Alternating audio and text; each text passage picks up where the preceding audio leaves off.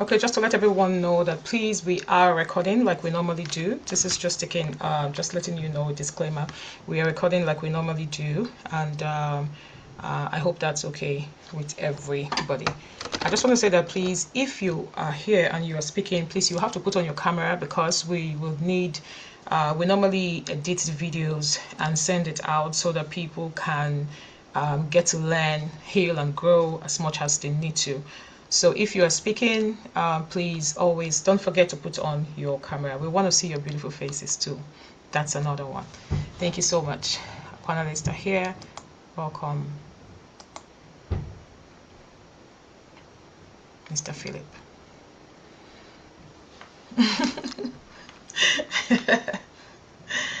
Okay, here we are. It is 6:30 on the dot, and everyone, if you please.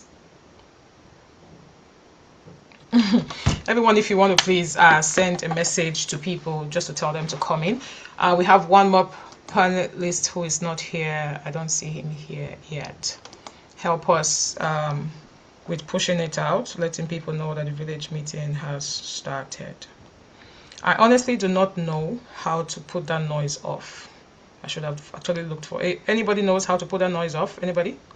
Tell me what to do because I think I can hear it so it doesn't disturb us. But again, welcome. I'm always excited when we come in for the village meeting, and I'm happy to have everyone here. I want to say first of all a very big thank you to all our panelists. Now these people, anyone who comes here to speak is not paid, so there's always huge appreciation coming from me because I mean, like, they take 2 hours of their time on Sunday evening when we should be resting, to come here and just share their wisdom and their experiences with us, and I do not take that for granted at all. So I want to say very big thank you to every of our panelists here today, and I know that some people who are here have been panelists before. Nofisat, I see you. So thank you very much, everybody. Welcome, Choma. Welcome, Chidima. Welcome, Levar. Mr. Levar, I'll just pin you now. Welcome. All right, our panelists are complete this evening, and we will begin. As I was saying, I was just saying thank you again to everyone who have been a panelist on this show. We're really grateful to you coming to share your wisdom and your experience with us. I want to say again that when we come to the village meeting, we have 2 sessions. One session is a peer-led session, and we also have expert-led sessions. Now, most of our village meetings are actually peer-led. We just want to come have conversations, to talk about, what's going on, how can we help with the issues that you're going through. Some people say marriage is hard. I really don't like saying that because I try to watch what I say. I'm very careful with the things that I bring out of my mouth. Challenging, I will use the word. I think I prefer that.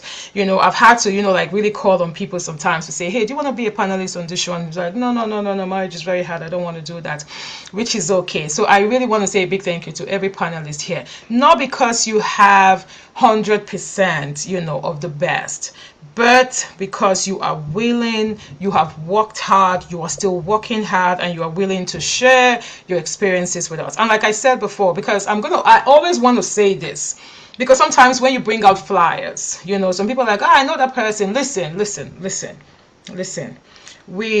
There are no perfect people. There's no perfect marriage, and there are no perfect people. All right, whoever comes here and sits here as a panelist, actually he's just here to share with us his wisdom, her wisdom, and the experiences. Not saying that they are perfect people. They're not here to teach you. They're just here to share wisdom. We're here to just have conversations. Just share your wisdom, share your experience. What has worked for you? How is it, in your home, and what has worked for you so far for 20 years, for 15 years, for 10 years, for some of us who are even 25. Not me, I'm just saying. What has worked for you so far? That is the reason why we are here.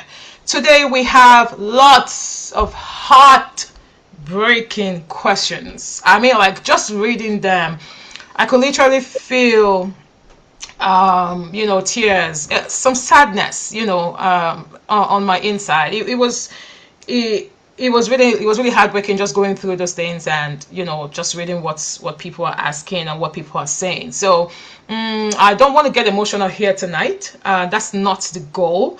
But I one thing I believe that I always hold on to is that marriage can work, and we're just here to help you in case you are on that train that you want your marriage to work. We're here to hold your hand. We're here to just whisper some things into your ears, some words of encouragement, and say, hey, we're on this together. Let's go. Let's go on this journey. It can be beautiful. Today is the Village Meeting 17.0. Welcome to the Dear Immigrant Wives series. Today we have Fola on the call. She's here today to stand by me, so I'm not the only person here, so that in case they hit me like this I can fall, because she's at this side of my screen, I can see her, and that's why she's here. But normally what we do at the Dear Immigrant Wives, we invite husbands to come. So thank you so much, Mr. Ahmed Sani, one of the men that I respect in our community. Got to know him, in fact, since the very year I came. We've been serving together in the Nigerian community, Nigerian Canadian Association of Edmonton. Respect to him. We have also spoken on some panels together concerning all of these things, and that's one of the reasons why I invited him, because I respect some decisions, I respect his wisdom. So thank you so much. I got to know Mr. Levar through someone else. The person said, hey, you need to meet this guy, and he has, he runs this think group, so in case you are not there, you need to be. And just hearing him speak in a panel that both of us were in together, I was like, yes, I think this is a voice that also needs to speak at the village meeting. And then we have Mr. Philip. Mr. Philip, I've known Mr. Philip for a while now, and I definitely respect the wisdom that comes from him. I've heard him have conversations on different topics, even if we don't agree on some of the topics, and he knows what I'm talking about. But hey, welcome. Thank you so much we are going to drop the ball today. Yes, Professor Virus. Thank you so much for saying yes. Welcome again, everybody. All right, I will go into the topic for today. So we're just going to be asking a lot of questions. Now, like I said before, a lot of questions came in, and we're going to be answering those questions. But before then, the first question that I have for you, our panelists, is, as an immigrant husband, what do you wish every immigrant wife knows? Listen, our village meeting 1.0, that was the topic of that village meeting, and I'll never forget. It was really interesting. But hey, you are husbands, and I'm sure you've been hearing. I mean, you're married too. Thank God for your marriages. You've been hearing of stories in our community. This is just general talk now before we go into specific questions. What are the things that you really want immigrant wives to know? Last year, October, November, I sent out a questionnaire, and I have about 86 husbands. One day I'm going to share. I haven't done data yet. I'm going to share so that our wives can know some of the things that their husbands really want them to know. But today I'm going to start with that question first. So there you go. I'll start with Mr. Ahmed, because you are the first on my screen. What are some of those things, as an immigrant husband, you wish immigrant wives knew?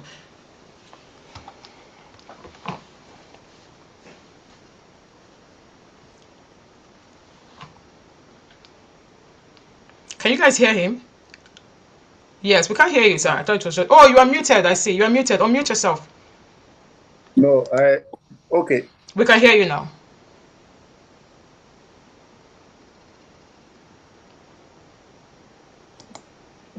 Oh, it looks like... Is that his internet? I think so.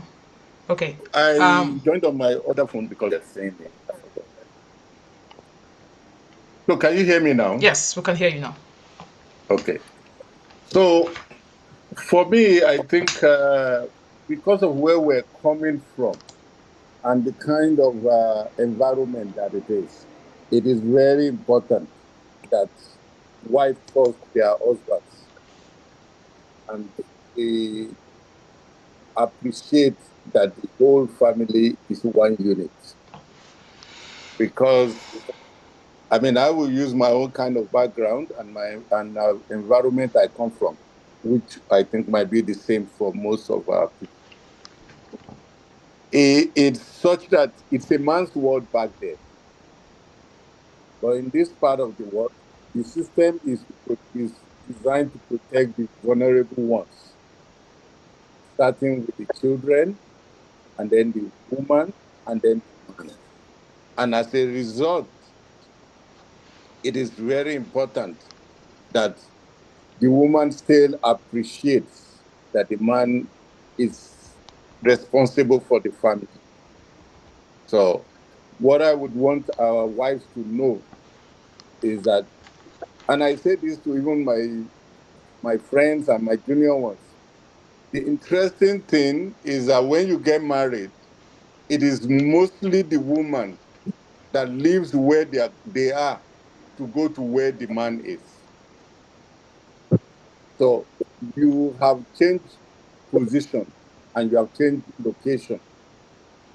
Because you have changed that position, I see it like, apart from talking faith wise, the man is responsible and he has to do everything to make sure that he takes care of the person that has left everything, their father's house, their business, their everything, to come and set up a new home, a new place with you, in a place that you choose. But with that said, the woman has to see the man as the person who needs to make things go well and to be supportive. It is very, very important that the woman is supportive of the man. So that's all I can say for now. Okay, two things. The woman, the wife should know that she should be supportive of the husband and also appreciate the husband. Those are two things that I got from what you said. Thank you very much. I think you should have been here last month because of some of the things that you said. Guys, did you hear what he said? Professor Barrios, did you hear that? I can call anybody's name right now, anybody. So don't worry, it's okay. Thank you so much. Mr. Philip, you are next on my screen. So, what would you like immigrant wives to know generally? Thank you very much. What I'd say, and this is piggybacking off what Mr. Ahmed, can you hear me? Yes, perfectly. Okay, I'm backing off what Mr. Ahmed has said. So I think empathy is the word I'd use, right? So we are all in this together as a family. It's not easy going through that change of migration and coming into a new environment. There's a lot of learning. While, as a wife, you're going through all these changes, it's also important to understand that the husband is also going through all those changes, learning new stuff in this new environment and all of that. So I'd say for the ladies, for the wives, understand that like it's a lot of learning for everybody. Having that empathy as you learn and as you transition. Yeah, support and collaboration is also very important. But I'd say understand, and that understanding for me will give birth to being able to give the man a little more latitude in terms of how he's acclimatizing to his new environment, to the new situation. It's a lot of pressure, right? It's never easy to learn uh to be left-handed in old age. So coming to a new environment, it brings a lot of challenges, and I'd like for our wives to be more accommodating, supportive, in that way. So that's what I'd say. I like men, they talk just straight to the point. By this time last week, one person was still talking. My gender. Thank you very much. Give your husband some latitude. The husband is also going through the same changes like you are going through, and if you want to be more accommodative, thank you so much for that. All right, yeah, Mr. Levar, we're moving over to you. What would you want on a general note to for immigrant wives to know? Okay, so good evening, everyone. First audio check. Can you hear me? Yes, we can. Okay, great. This is kind of my first one like this, so thanks for having me. I echo what the Ahmed and Philip said before. Um, the one thing that a lot of this are going to be personal anecdotes, of course. I think men in general, the way we express ourselves does not naturally translate to how women want us to express ourselves. right? So, from young, we're taught to be protectors. We're taught to be strong. We're taught to be leaders. We're taught to be um, providers. But for many of us, depending on the homes we're coming from, it was told, it wasn't taught, right? So many times we are, as men, we are showing, we think we're showing love, we think we're showing leadership, and we do the best with what we have. That's not even taking into consideration the whole societal expectation of being in a new country, right? So we're going through these pressures as well. We're going through these challenges as well. And many men, and I'm speaking to some friends that I know, they don't know even how to articulate the things that they're going through. Sometimes they don't even know what it is they're going through. Um, Combined with many of us don't go through therapy, combined with the stigma attached of feeling lesser than or inadequate if we were to seek out the help that is there for us. Um, and then when you have your wife come, or your significant other come and try to express, because women are naturally better at communicating how they feel. Lots of it is through feelings, and it's easy to communicate through feelings because it's raw. Um, Sometimes it comes at loggerheads, right?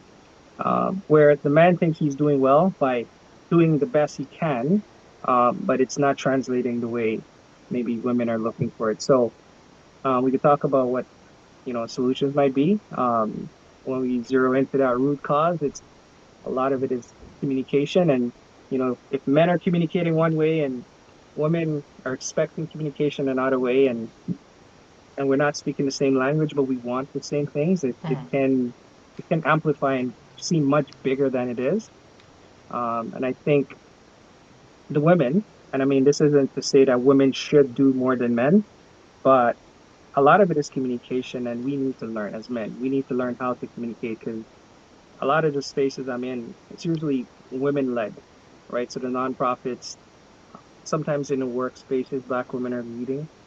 So Black women are going ahead and getting into different spaces that are not traditional to us and are often coming back with more tools, right? That are good to help equip us.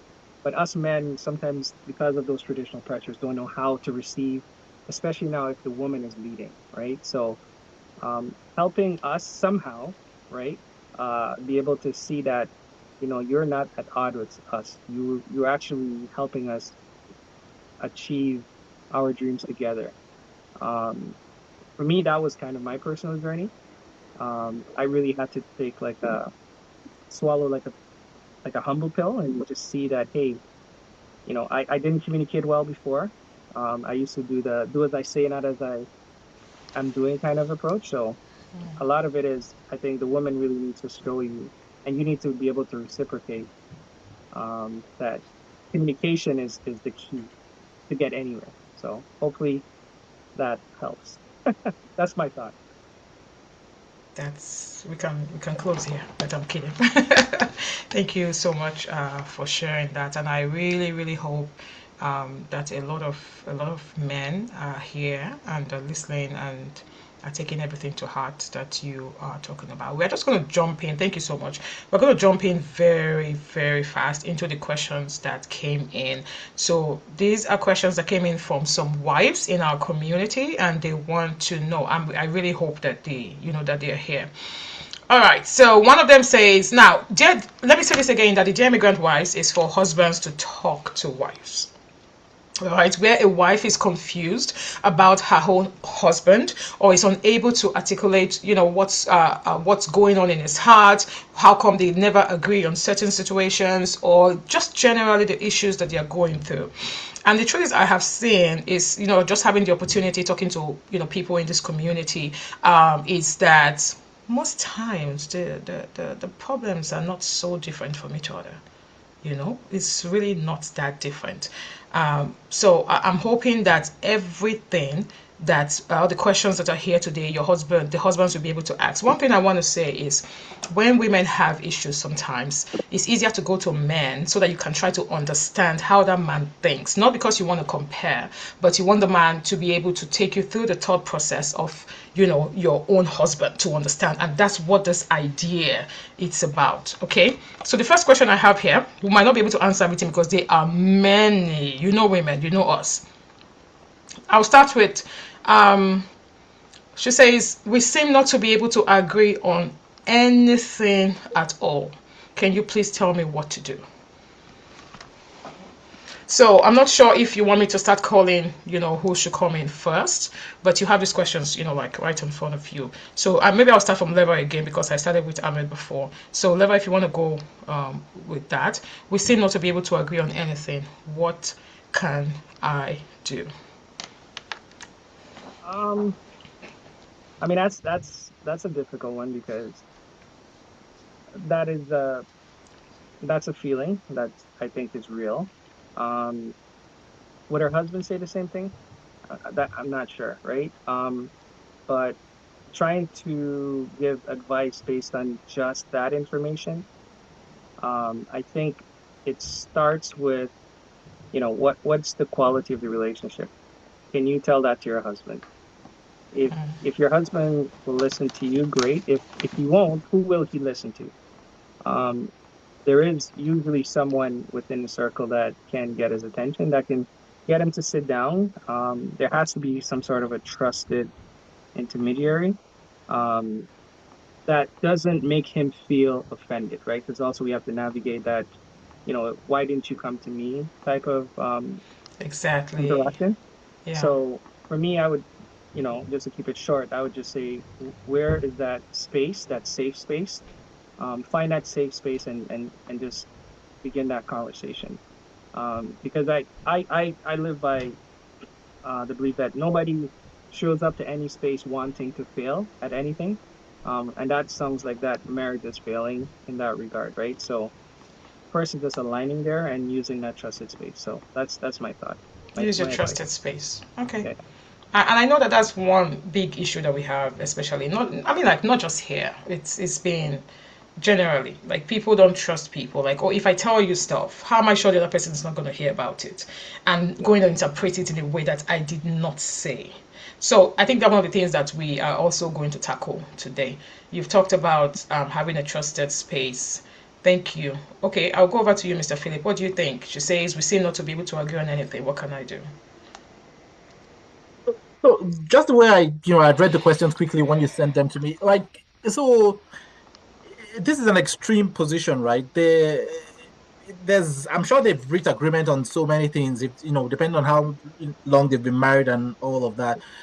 So, and I understand that some issues are more contentious than the other, depending on who is bringing it up and everything. So, men by their nature, are a lot more rigid. But I know women are very powerful. They're great negotiators, and you know they can come to an agreement. Really, myself and my wife, we come to agreement on 99% or 99.9% of everything we find contentious. What I'd say is that to this lady, don't have that feeling of, oh, I lost or he won because maybe this situation went his way. Don't always have that feeling in negotiations. Like, many a time it's give and take. It's never going to be 50-50. I hardly see any case where it's 50-50 resolution, in any kind of agreement. Sometimes 45, 55, 60, 40. So if you're coming into, any contentious issue like that, it would, put you in a better mindset to say, hey, I'm coming in to get, you know, some wins, not all the wins, some wins. If I get 50-50, it's a fair deal. If I get 90, he gets 10, good on me. But it could also be a 100-0 situation. So if you come to, a negotiation with that kind of mindset, I think there might be a better way to find common ground on many things. There are still going to be issues that are very contentious, and with time, I find that they go away. Depending on what this lady is talking about, there has to be some level of agreement, or some places they can find common ground on every issue. Let her not always believe that, well, if I don't get 100%, it's not a win. Sometimes you can get 10%. Sometimes you can get 90%. Sometimes you can get 100%. Yes, men are more rigid. Again, women are, great negotiators. They're powerful in the all sense of it. Yeah, she can push her agenda and her opinion. How do you tell us? How do you want a wife to push her agenda that will make her, you know, get that answer Oh, from her husband? I know this is not a religious setting, right? But I'm a Christian, and I draw a lot of my wisdom from the Bible. This, the story of Samson and Delilah, for example, it comes to mind. You want to stay on it. If it's something that's important to you, there's a contentious issue between myself and my wife now, and that negotiation is still on. It's been on for weeks and months, and if you believe strongly in this issue, you got to be patient. So this is Okay. against the background that there's other places where they have agreed. If you're really strong on this issue, you have to be patient, and also be aware that you might not get 100%. Tell You me might how get long. 40%. When it comes to patience, tell me how long. Again, how What do you is determine? your what's what's your preferred No, duration? knowing women for what they want, and Yeah. they want it. I'm not sure they put a time frame to it. They'd be there for as long until they get 100%, or at least 60%, until they win. That was so. I'd say be patient about it. If it's a matter of urgency, ladies have their ways, women have their ways. Make your husband see reason why. Okay. All the things you do, all the the strategy you can employ. Make your husband see why. Like, men are for the most part reasonable, and it will happen. Some agreements can come forward. That's my Thank God that's my take on that. the video that we shared, you saw that the question there that for that video shows that a lot of them are not reasonable. Mr. Ahmed, thank you so much, Mr. Philip. For me, I love that. Mr. Ahmed, please go ahead, and then we have Fola. We seem not to be able to agree on anything. What can I do? Okay, so from my perspective, sorry, okay. From my perspective, I think you need to look at it from how does everybody see things. Sometimes we're looking at the same thing, but from different angles. And that happens a lot because of our perception, because of the way we have grown up, because of the environment that we are from. Each person, you have to keep in mind, have come from different environments, and they have been trained with certain things in their head. I make fun of a friend of mine who years ago he said the reason he got married was that he saw his elder brother getting back from work and there's food on the table. And he's like, wow, is that how they do it? Right? And then you have somebody who does not cook in the house and came up with having a maid. Those are the kind of things that can create a lot of friction because the man has a different perspective and the woman has a different perspective. What they need to do is to show each other's perspective to themselves. Okay. And there's this popular saying I always like using: the man is the head, but the woman is the neck. Try moving your head when the neck does not want to move and see what will happen to you. You're going to have serious headache. So it is very important that the woman approves. And even with what we're saying, the neck is still carrying the head. So it is submissive, but it is in charge. And that's what I also want women to know. 99% of our women are in charge of our homes, but they do not know because they think that men want to impose it on them. Yes, by nature, men are egocentric and they will want to be in charge. But when you calm down and you are submissive, you will realize that most of the things that happen in the house is directed by you and not the man.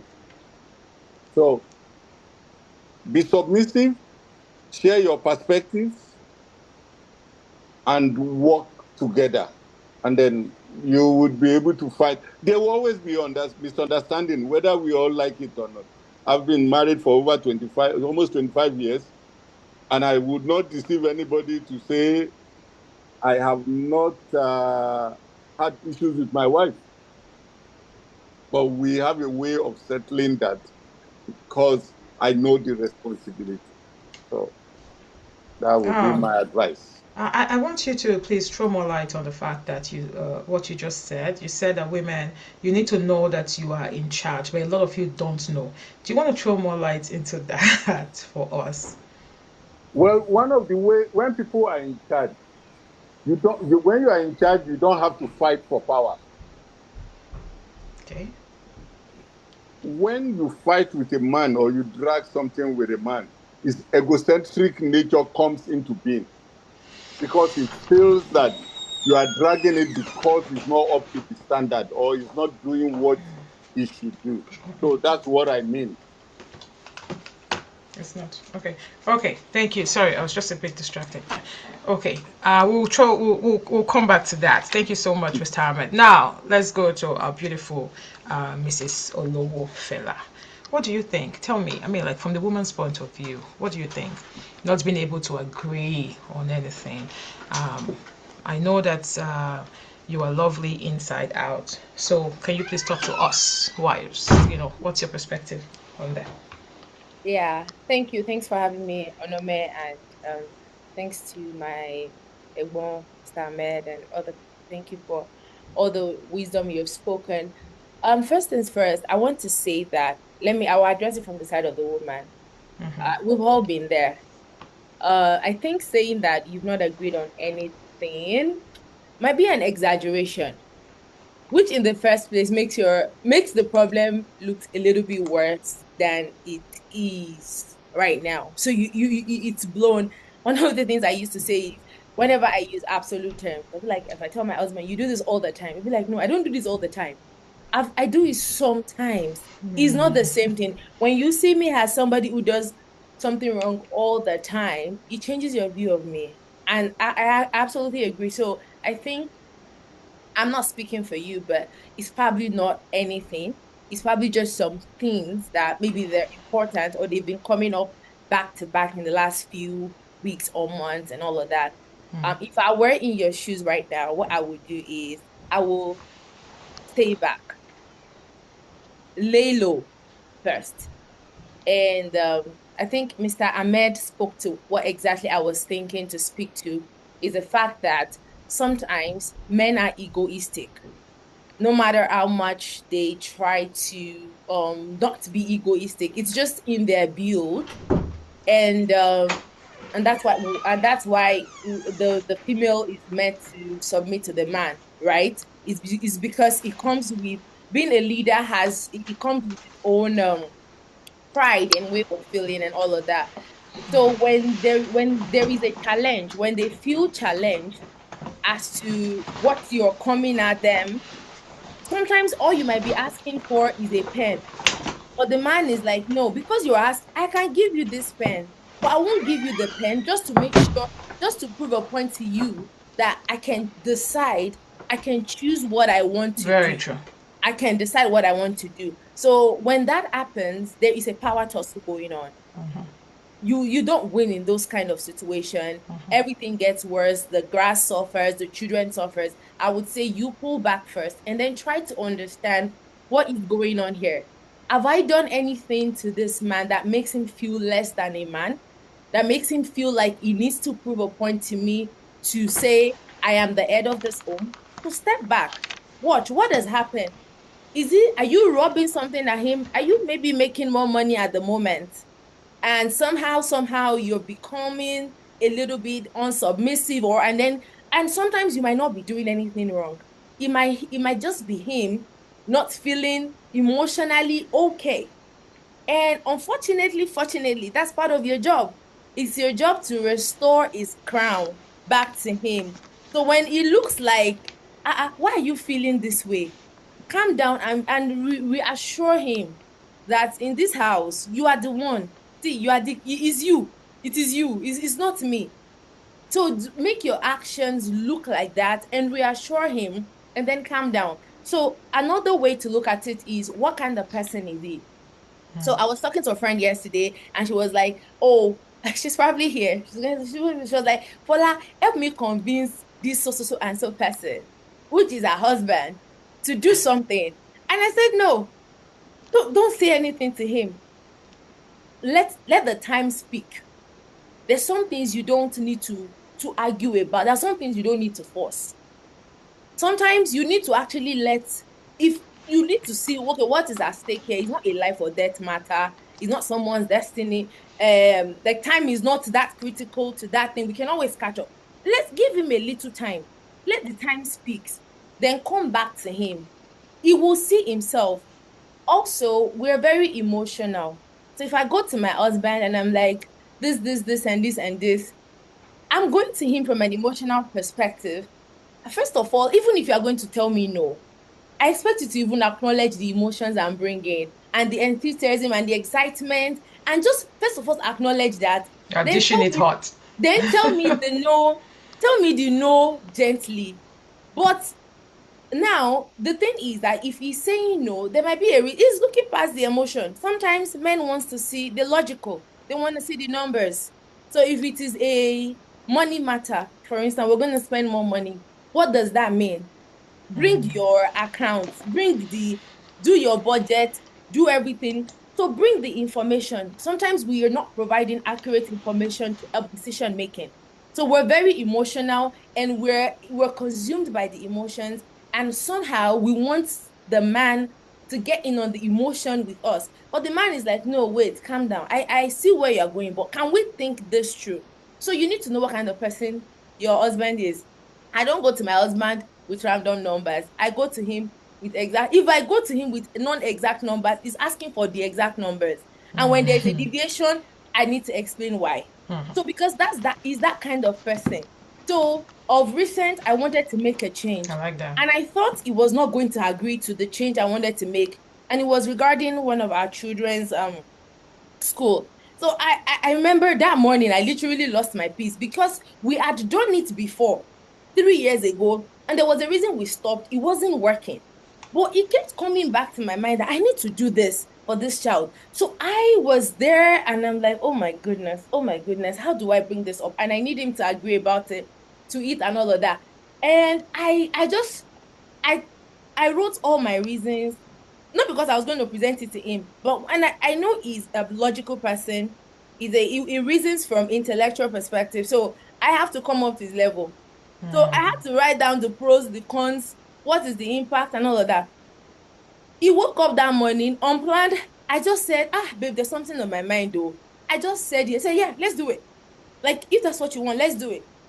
I must also add, if you are a believer, pray. The heart of the king is in the heart of the Lord. Like, just pray about it and be like, God, Tons it. I need to do this. So I would say, in summary, pull back. There's a reason. Most men, they want the best for you. They know that their life is happier when you are happy. So if he's pushing back at you all the time, you need to lay low first and see what's going on. Watch from afar. Reassure him to Pull make back. sure that, yeah, I need you on this. I'm not trying to do this without you. I need you on this. It's best for us. And you are the king. You are the head of the house. So I'm not trying to. So make sure that his emotional and psychological safety is in place. And then you take it from there. Yeah. I just hope that a lot of wives, are here and they are hearing what we are saying. I like your pullback. I like that one.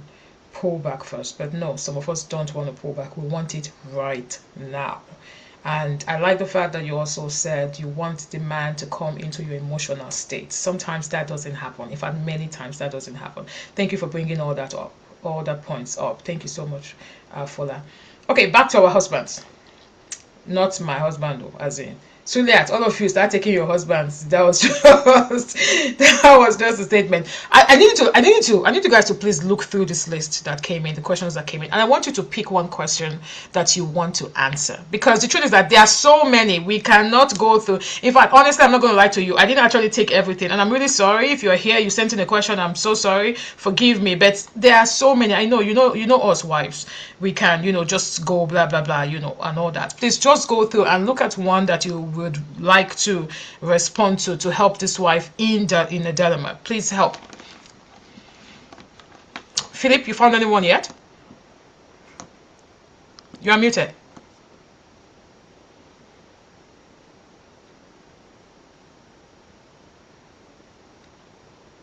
Yeah, you're still muted. Okay. Yes, I went through all the questions. Is there anyone you'd like for me to? I looked at the number 2 already. Yeah, My pick husband hasn't anyone. talked to me Pick for 2 anyone. If months. it's number 2, then it's fine. I was going to go through like that, but I mean, like, I just thought to myself, if there's anyone you think that, you know what, let me just answer this. I'm good at this. So communication is very important, right? Like we talked about it, expressing. It's What that's question the are only you? What way. question are you focused on now? That's the second one on that list. I think my husband hasn't spoken to me for 2 months. How can I make this better, right? Good. Yeah. Okay. So yeah, if your husband hasn't spoken to you for 2 months, have you spoken to him for the same amount of time? Like communication it's two-way, right?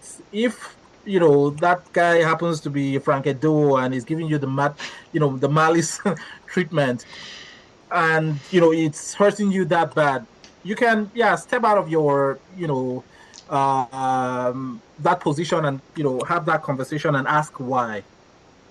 It might be that he's trying to communicate. Silence or no communication is a way. It's the kind of communication too, right? Is there something you have done wrong, or is there something that's bothering him, or is there something you have been doing that is making him pull back, right? So for me, this is a quick fix. Communication is very important. Oh, That's how you can nice. express. That's how you can know what exactly is going on in the person's mind. You might feel that this person is angry with me. Well, two months is a long time. There's definitely something going on. But if you don't start that conversation in that situation where the husband is not talking to you, I'd say talk to the husband. Ask him what is going on. Give Again, us men are not. practical steps. Give us practical steps. What can she do? Yeah, ask him.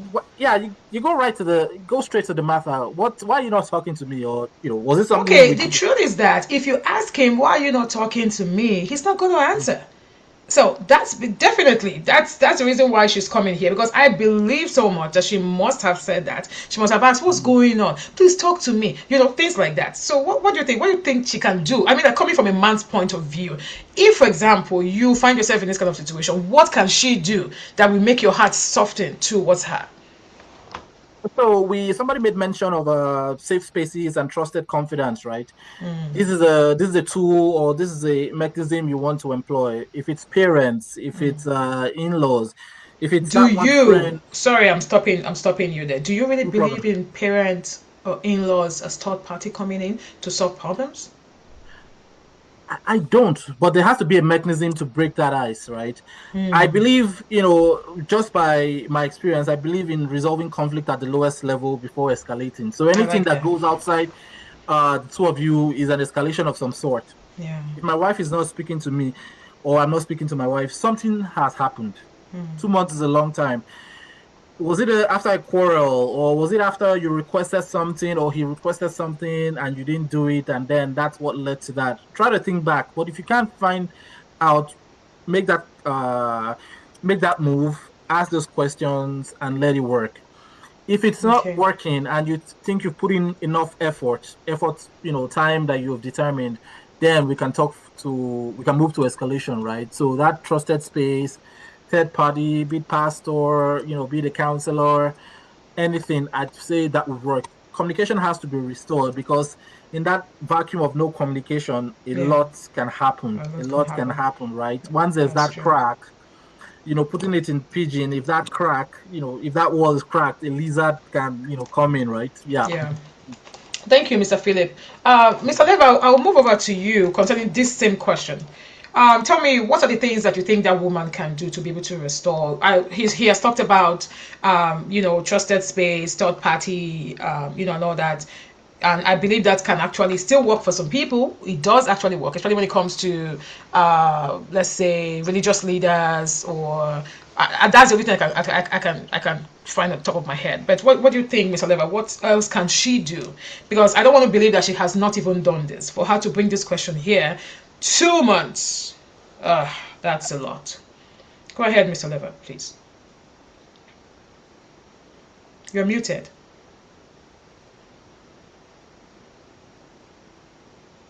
Sorry about that. No worries. So there's a book called the Seven Habits of Highly Effective People. I try to like leverage these tactics in my life, right? And there is an aspect where the writer Stephen Covey was talking about love, where where a man is talking about his, I don't love my wife anymore, or vice versa, I don't love my husband anymore. We tend to treat love as a state when it's actually an action. It's a verb. It can be a noun, but it's mostly a verb. So what are you doing to get this person back to the table? Granted, it may not be you is the reason for the lack of communication, right? It may not be you that started the break in the communication, but the fact that you are asking means you're invested in solving the state that you're in. So at some point you were in love, right?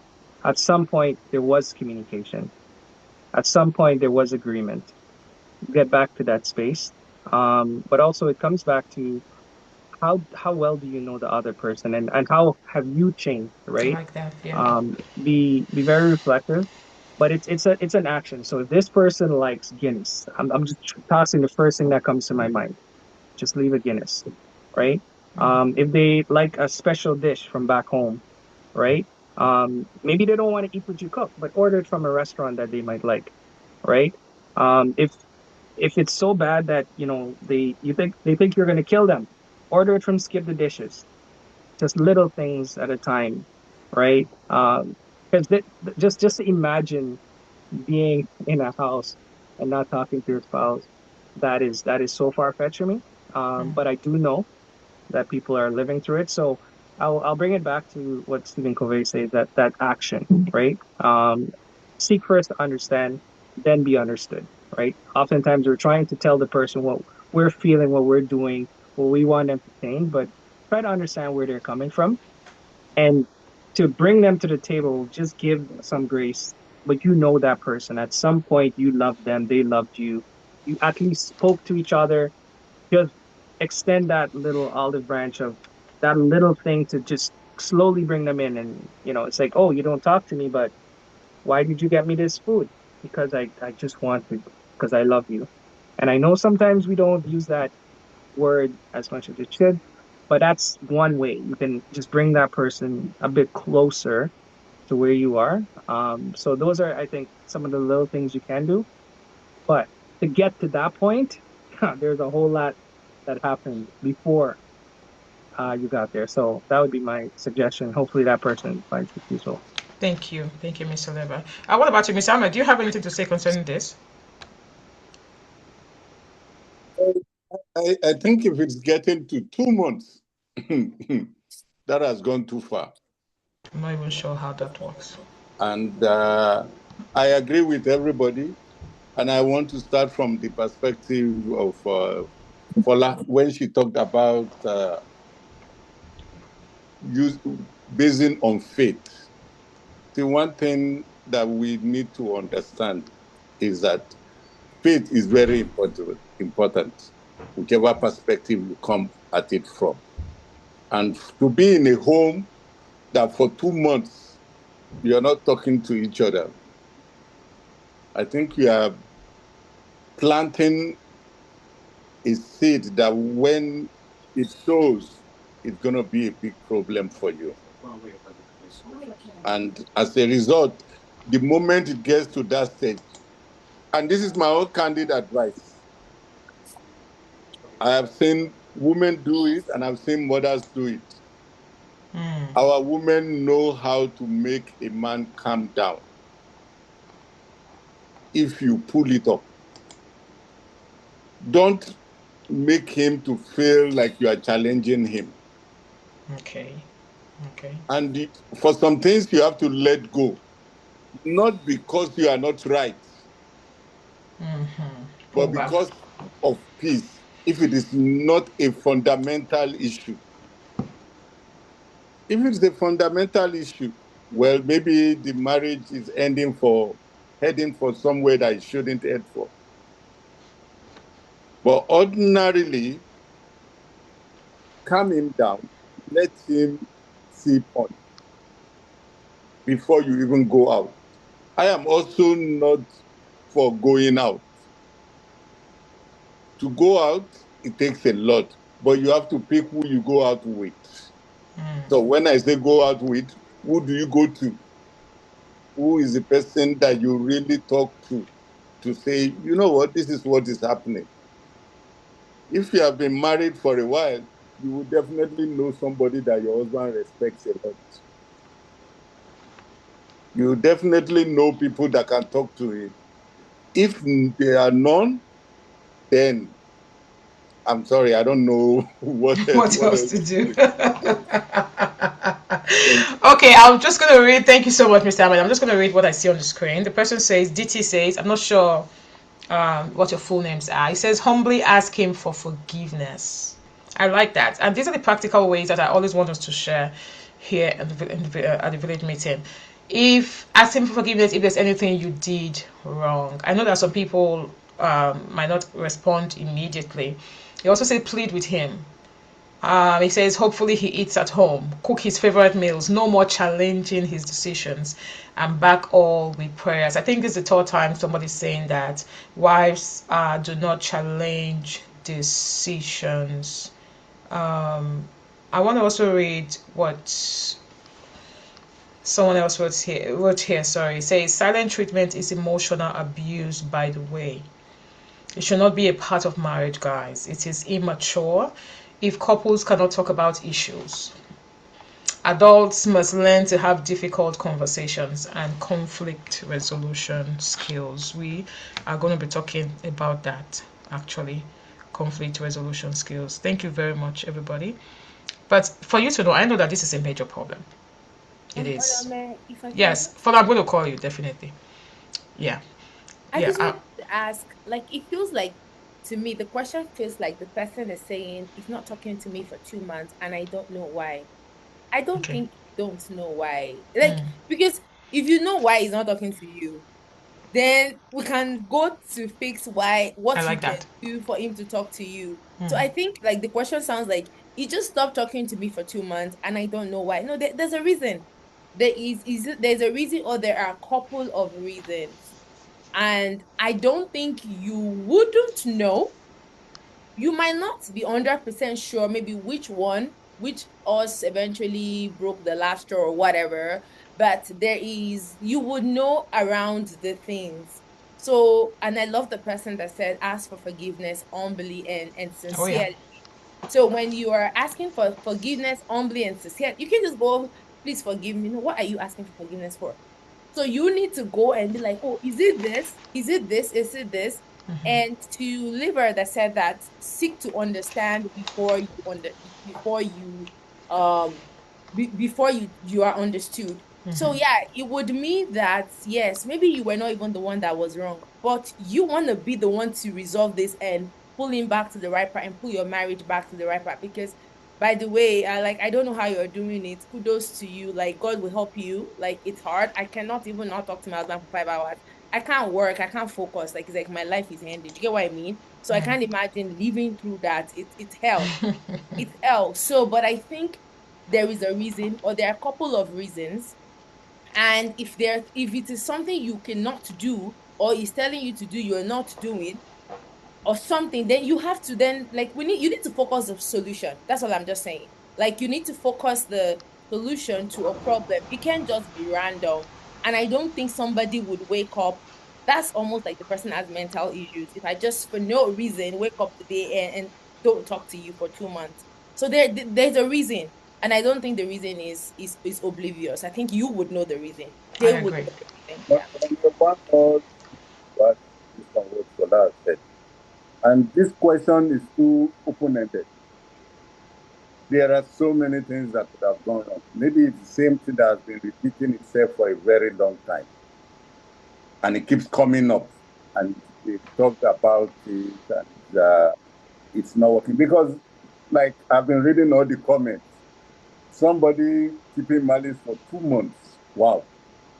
That in the same home, then there's something fundamentally wrong.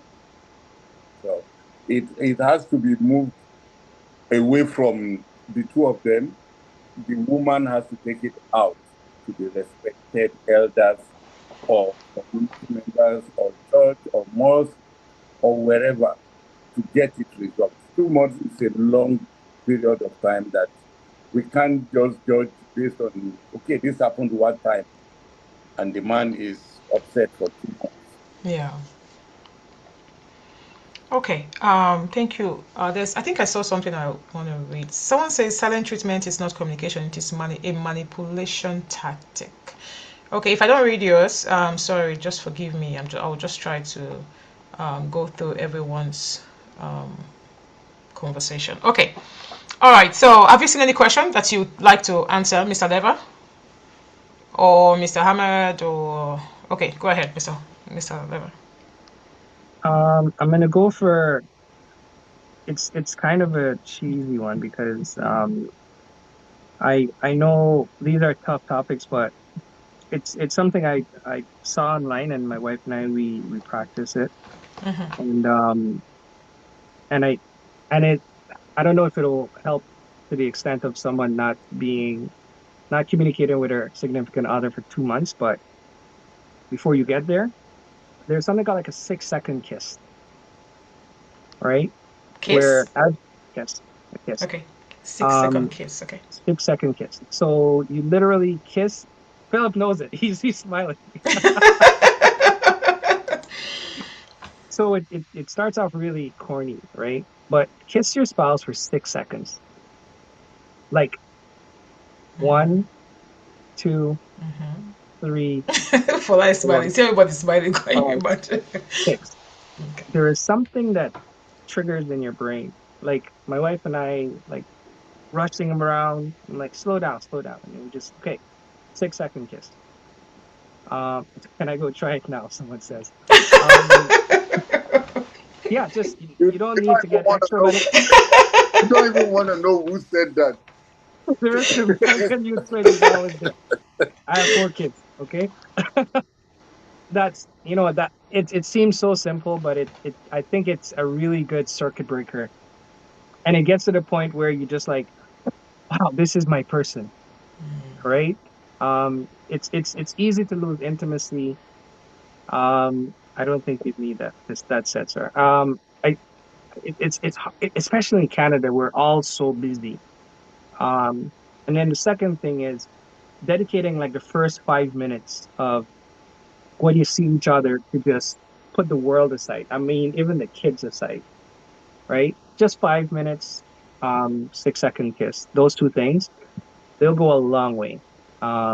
Because it just, as short as it seems, it's actually quite enough to reset the clock and give you something to look forward to. So you're leaving the house, honey, I need my 6 second kiss.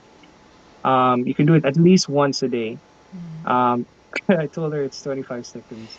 And then the 5 minutes, you don't have to have any agenda to it.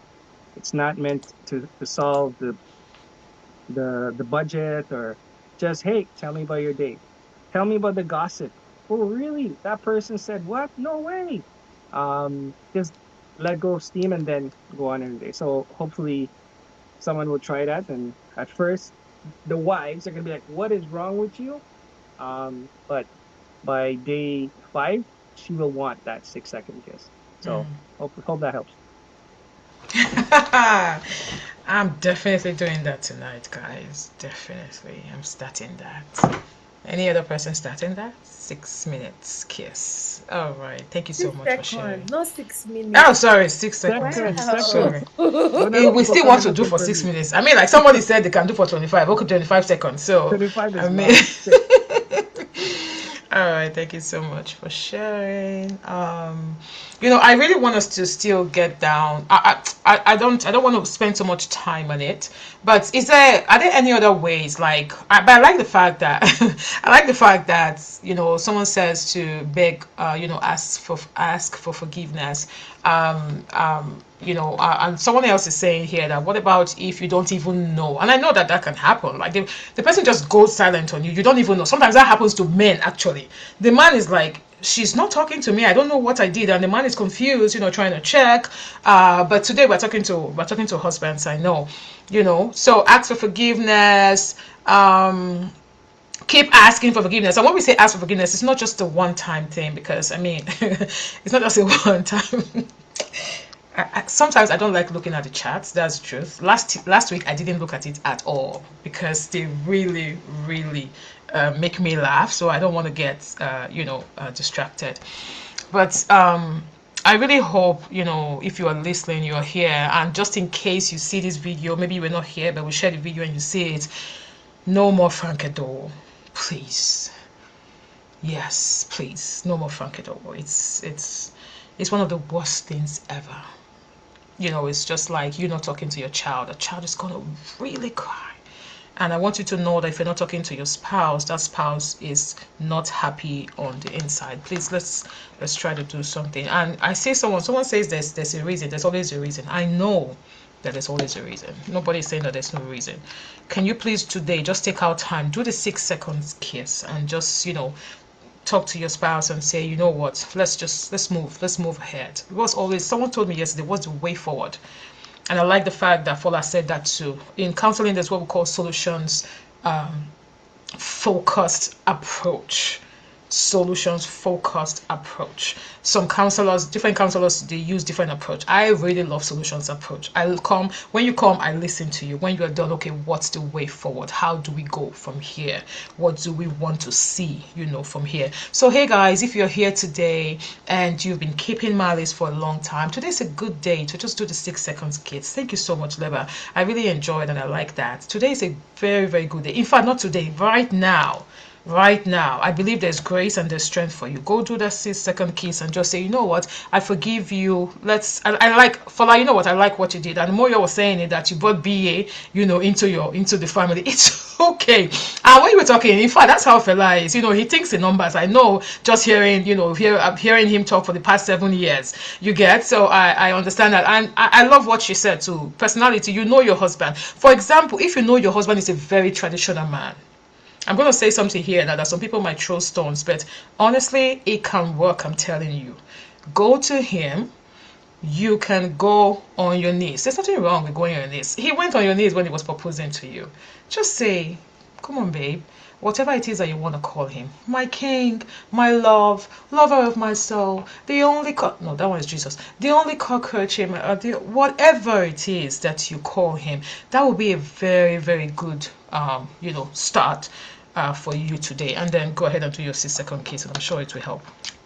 Mr. Ahmed, please, do you have any questions that you can see that you want to treat? Mr. Levar, what about you? I was gonna say don't lose sight of the 5 minute rule as well. So that's equally as important when we go off into the world, we're all fighting battles, right? Mm-hmm. So your spouse is your main source of refuge, right? Um, they're together you're guarding the gates of your household, spiritually, economically, as parents and so on. It doesn't solve everything, but it keeps communication going. And the more you communicate, the better you communicate. So Phil, keep going with 6 minutes, guys. Seconds is it, but it leads to that open communication. And that's kind of the root cause. What I always see is it's that communication. So it's that first step to keep it happening. Yeah. Thank you. What I got from what you just said, I just quickly wrote it here. Dear Immigrant Wives, make your home a place of love and refuge. Listen, this is not just for immigrant wives, but today we're talking to immigrant wives. Okay, last month we talked to immigrant husbands, but this time we're saying, dear immigrant wives, make your home a place of love and safety and refuge. However, you're going to do that, Fola will tell us about that later. All right. Okay. Next question. Mr. Hamad, do you have any question you would like to treat, or do you want me to just go ahead and read the next question? Let me pick this one, and then you can pick one. Go ahead. So, how can I get my husband to love me again? I like that one. Yeah. It's a very interesting question. And I think the first thing you want to do, particularly for our own side of immigrants, because they have different culture. In some culture, the man doesn't pick his wife, and the wife doesn't pick the man. And a bit of it is in Nigeria, where they give you a wife, and people will just say, marry her. The Indians do it a lot. In fact, they marry based on pictures and all of that without knowing that person. But one thing that they do is that everybody has a clear mind at the beginning to know that, yes, we can grow into love and build our foundation on love. After all, a lot of us have friends that we don't know from Adam, and they become our best friends. How Correct. do they become your best friends? Because you grew into it. So the moment you are beginning to feel like your husband doesn't love you anymore, you want to step back to the point where there was love and check out what changed. What is it that you used to do that he loved about you? Somebody told me something recently about how we don't appreciate that we all grow in different ways. I'll give you an example. You have a guy who has been working and maybe he became a manager, and then he gets married to this young woman that is a fresh graduate, right? This woman doesn't know much because she's a fresh graduate. But this man keeps looking at this lady from that perspective for another 10, 20 years, as if she's not growing. So when she has grown, you also know that the husband too also grows. We all grow in marriage. We go to different offices. We mix with different people and we pick up different things. But when we come back, there was a point where we used to be on the same foundation. We need to go back to that whenever there's a sign that I'm losing my husband. What did he like about me? And for people that know, when our parents or in the past, when they get married, the lady is young and looking sexy and all that. After the first and second and third child, she starts trying a wrapper and walking anyhow in the house. So And the what you're man saying is that feels, you don't like her part. That's what you're saying. no, but you have to have the courage. The fact that you have a child does not mean you should lose yourself. That's the point. You have to keep, Fola, I'm saying the truth, and I know you know that because I know you are not, after all, with all the things, you still look like somebody I knew like 15 years ago. So I know your husband is not enjoying that. But that is the truth about it. And my wife thinks like that. You need to go back to what you used to love about. Don't don't move away from it. He has changed, but there's a fundamental thing that he likes about you and which made him to come to you. So that's what I would say. So go back to what he liked about you from the start. Okay. How can I get my husband to love me again, Mr. Levar? before we go to Philip, and then Fola will tell us what she normally does to keep the thing spicy. So, so this one, so unique perspective from myself. Like I spent more than half my life here, but I grew up overseas, the Caribbean side, right? Okay. And what I've seen, and even myself, how I've changed.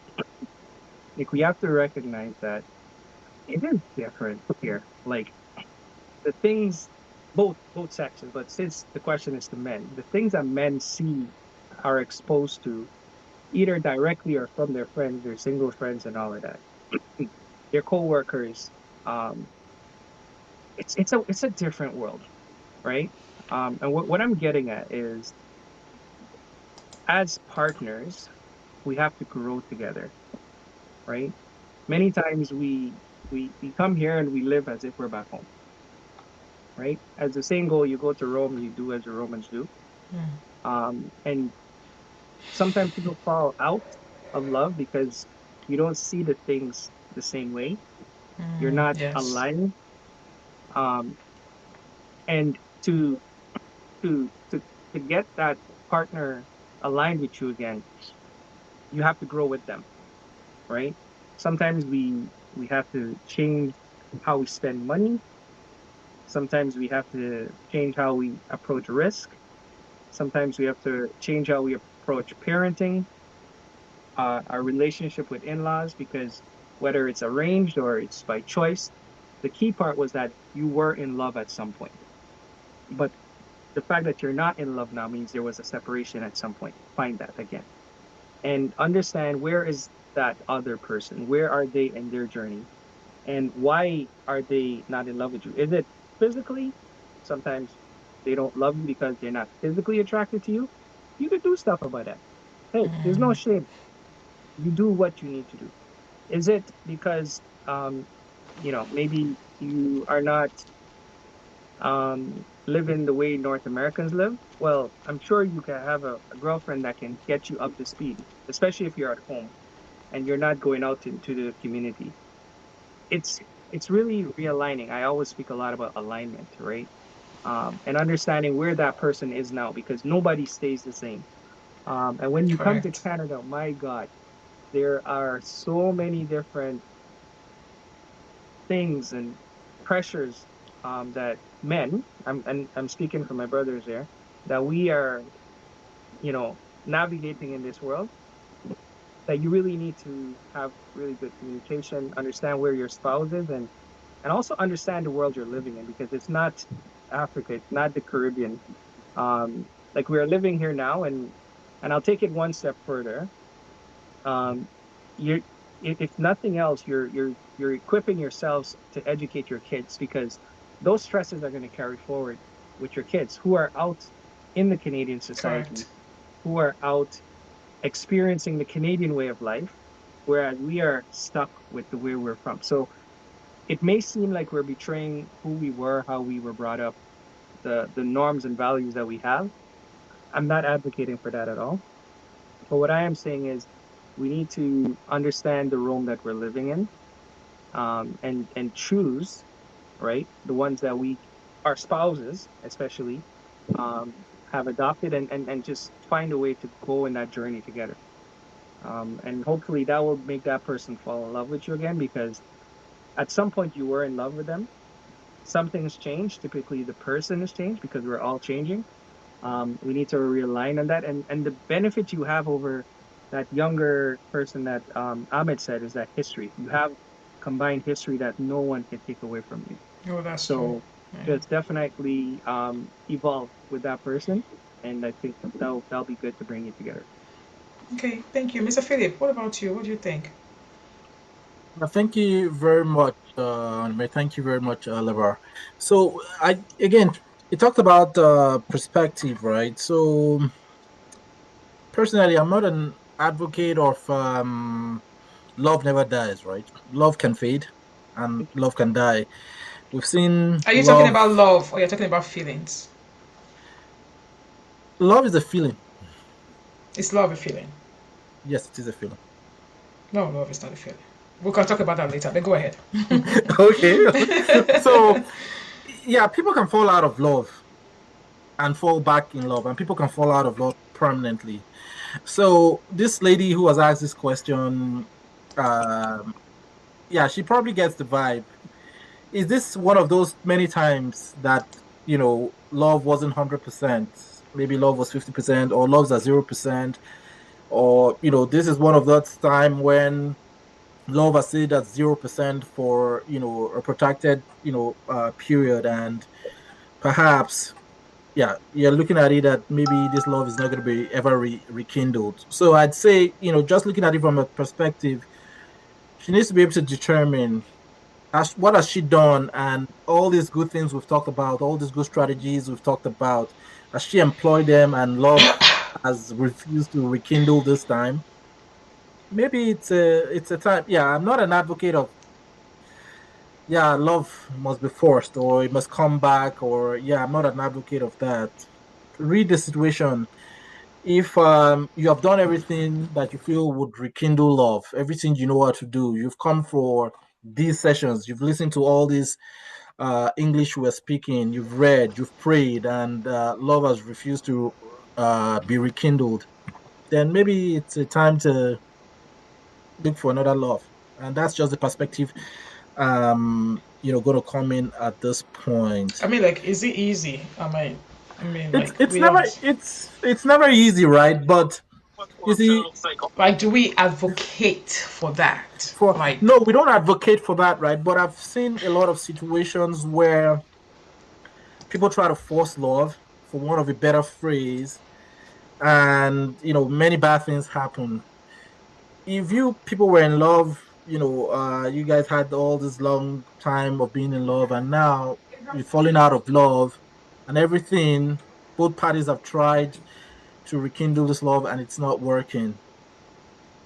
Yeah, maybe I mean, it's like, what it that's is. why we're here, right? We want to know what Mhm. can work What can because, work? yeah, So all these things were said. All these things were said. Ahmed has said. Levar said. I said. You have said. Can work and should work. But if it doesn't work, and we're not naive to the fact that we've seen situations where they don't work, or where people have tried to force them to work, and one person ends up dead, losing or his ends life. up getting Okay, a okay. a 2 month malice and all of that. It's that the situation you want to keep encouraging, to go forward. Personally, I'd say no. Do all you can. Pray, get somebody to get you up to speed if you're not living the Canadian life, if you're not caught up in education, if you're not if you feel, oh, it's physical attraction. Do all you have to do, and get to a conclusion.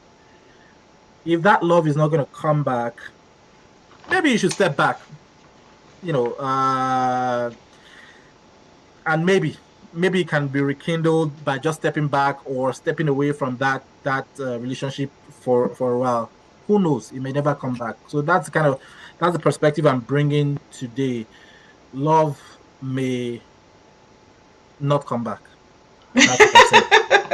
It looks like you are trying to put a cement on it No, no, to no, seal it no. up. That love might never come back. Now, all of us have talked about prayers here, and sometimes, I feel like we take prayer as one of the options. You know, just to say that prayer works. Or say, oh, after Prayers work. doing this, you have prayed, you have this, you have that, you have that. Prayer does work. It does work, absolutely. But yes, I Yes. understand you.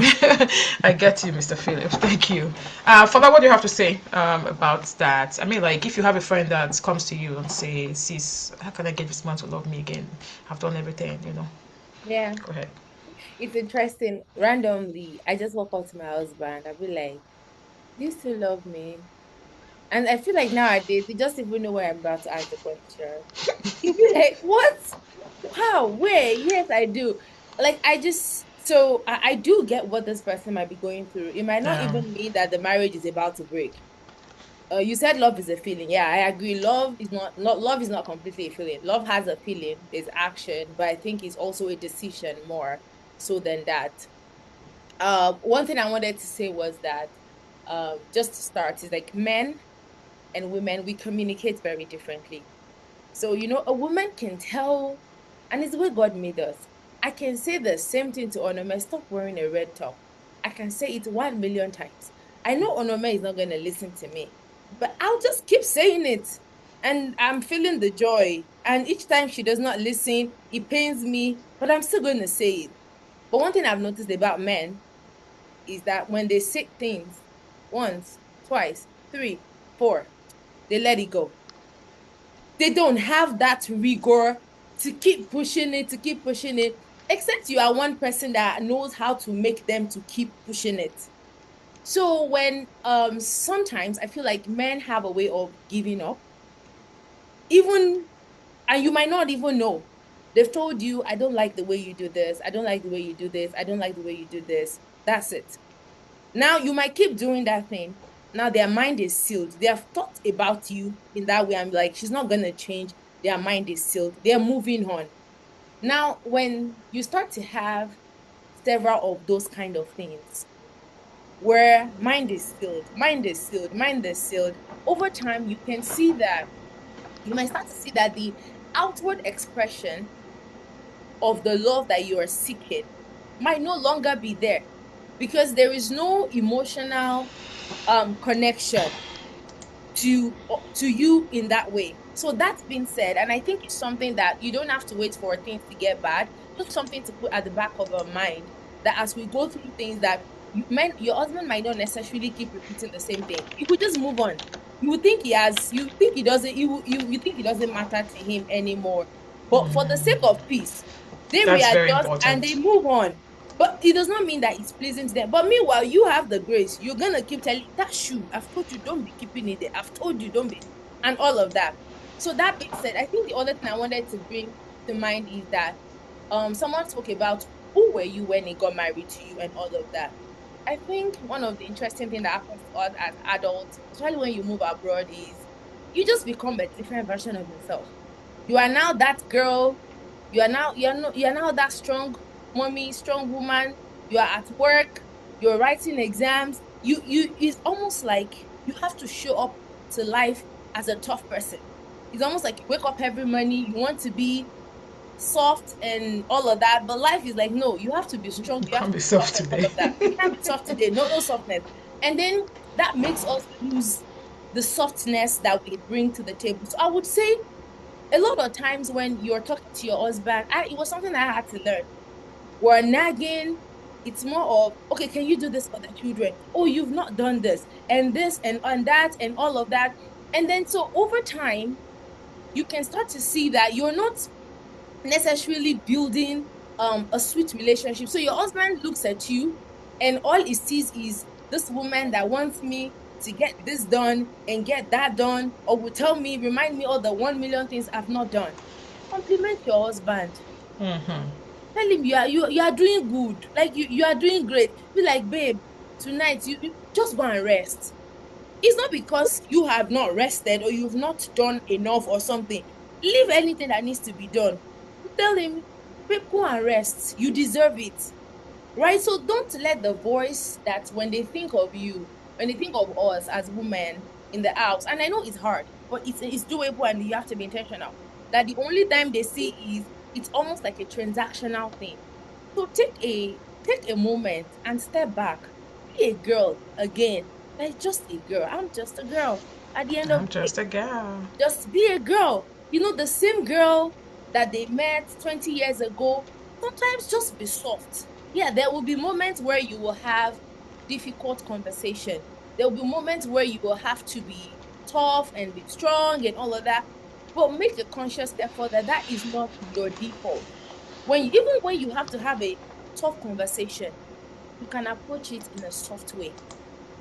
Approach it Okay. from, because I feel like life has made us feel like women now you have to come at par, you have to, no, no, no, you can be at par, you can think at par, but you can speak differently. So be that soft, sweet girl that can put her head on her husband's shoulder, that just gives a hug from behind. Do you get what I mean? Like just bring back the softness into your marriage. That is the love you're talking about for all you care. the love she's talking about might not necessarily be that the love of maybe he's not in the house or he's not talking to me. The guy might just be there doing transactional things. But women, we need more than just the guy being there. We need the extra. And how do you now bring up? My husband always says that you cannot be acting like Sulia and expect me to treat you like Beyonce.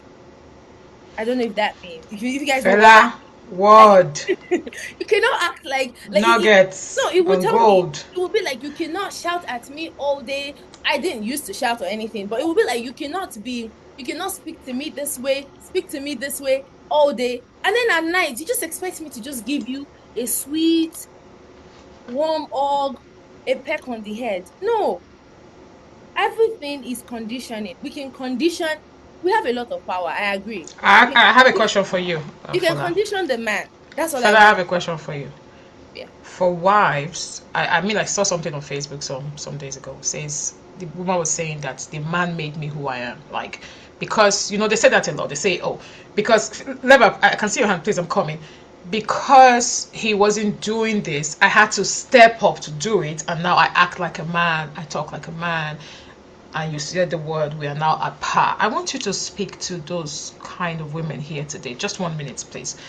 How can they bring back that softness that you're talking about? We want Philip, what's that laugh? Like, it's impossible. That laugh is showing impossibility things. Anyway, let's talk about that. How can a woman bring that back? Because some women say, "Oh, I'm stressed. I'm stressed. He made me. He doesn't do enough, so I have to do this. So I'm stressed. So I cannot be soft. I cannot. I have to tie my wrapper. I cannot do that because he's not appreciating me." How can you? I need to speak to those kind of women um, here Yeah, today. I totally understand.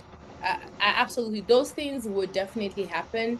And even if you have the best husband, by the way, that is there and does everything, the truth is that I don't expect you to be soft all the time. Don't go to your office and be soft. A confident woman, a well balanced, well rounded woman knows when to switch the heart. So I cannot be talking to the people in my office and be soft. No, I come at you the way we come at ourselves professionally, right? If I'm in the store, if you're moving funny, we have to you rise up to the demand.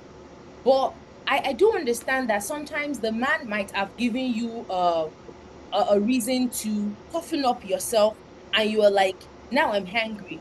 The truth is that you're not just being tough, you are hungry. You're an angry person. And you have resentment, and it's not your fault. But the truth is that all of this hunger is, yeah, you can say that, okay, it's because of the man. But you are the one that is now changing. You are the one becoming who you are not Correct. supposed to be. Correct. So take a step back. Being soft does not mean you don't also, it does not mean you don't, it does not mean you, I know we talk about it's not a rich housewife of head meeting. That's not what I'm talking about. I'm talking of a woman that knows her place and knows that when I'm with my husband, I don't need to shout. Or if I shout all the time, or I come at him all the time with loggerhead, there's no way he would look at me and treat me softly.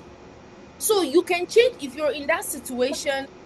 I believe life is in seasons and things do change. If you're in a situation where you have very young children, honestly, life can be very challenging when you don't have help and That's you're true. trying to do this and Very all that. true. But that would not last forever. That can be 3, 4 years and your children start to grow up.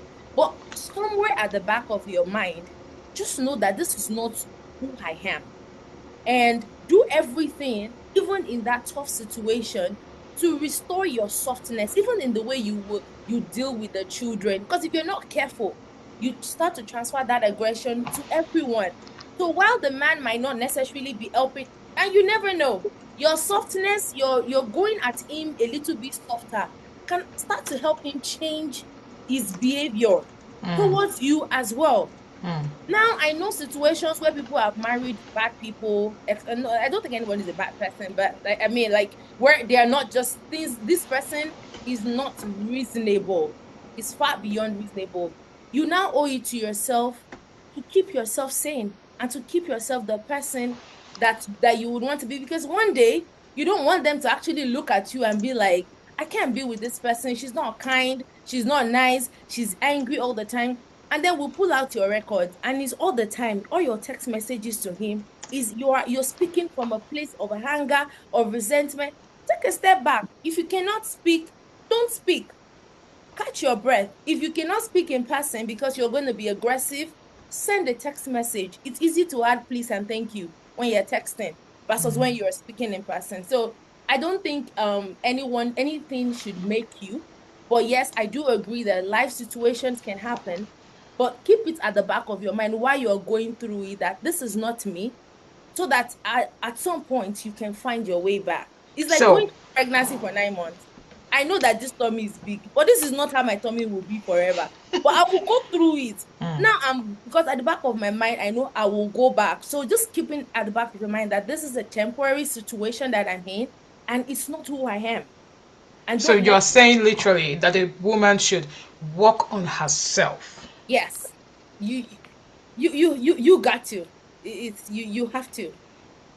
So it's not only about the man. Oh, he's Yeah, doing this. Oh, he's doing this. But can I yeah, step back? Like you said, yeah, I like the word you use, at the beginning, pull back.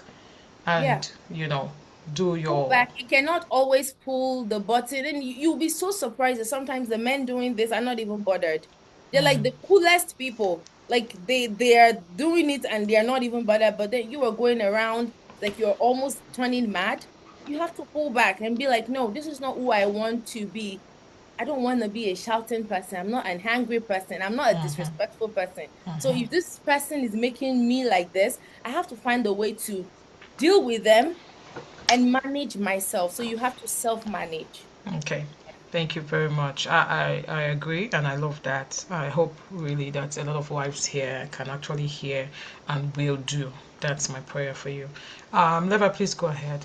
And anyone, if you are, you want to say something, please just raise your hand. I saw someone's hand before, but the person put a hand down. I think it was Oluwatosin. Was that you? I don't remember. But please just leave the hand up. We'll call you if you have anything to say. Mr. Levar, please go ahead. Thank you.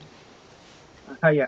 No, there was a bit of a trend in the chat where people were saying not to just pass everything to God. Because remember, God works when you do, right?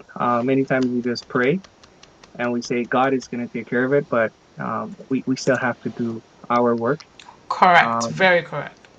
and that's where that, like I was saying earlier, the verb of love, it's showing up every day. It's you doing something, even if it's the smallest thing. Um, and in how you do it, tying it into the last discussion about masculine and feminine energy, they complement each other. And if nothing else, envision, even in its most aggressive, heightened state, a man will treat a woman differently than he would treat another man, even if he's angry, right? So just naturally, if you embrace a woman, our natural instincts to come and protect, deliver, guide, and support naturally complement that intuitive nature that women bring that makes us reassess, provide emotional steering that we need. But when you when you run into and you encounter um, that masculine energy, and sometimes women say, "Well, I have to be the man in the house." Well, you can't, right? That's like I can't be the woman in the house. It's just we. My dad always says this thing that drives my mom crazy, and I picked it up. He says, we are equals, but I am the first equal, right? But that it kind of plays a bit of a trick in your mind, but it shows that hey, I value what you bring to the table. Like we equally contribute something meaningful. Um, but playing back to the whole, maybe part of it is how we were brought up. That expectation of something has to be done. If we can't agree, something has to be done, and we'll go my way. But that should not be the default. And sometimes in our communities, and I may catch some flack from the men, even in the accepted beliefs that we have is that the men by default should lead.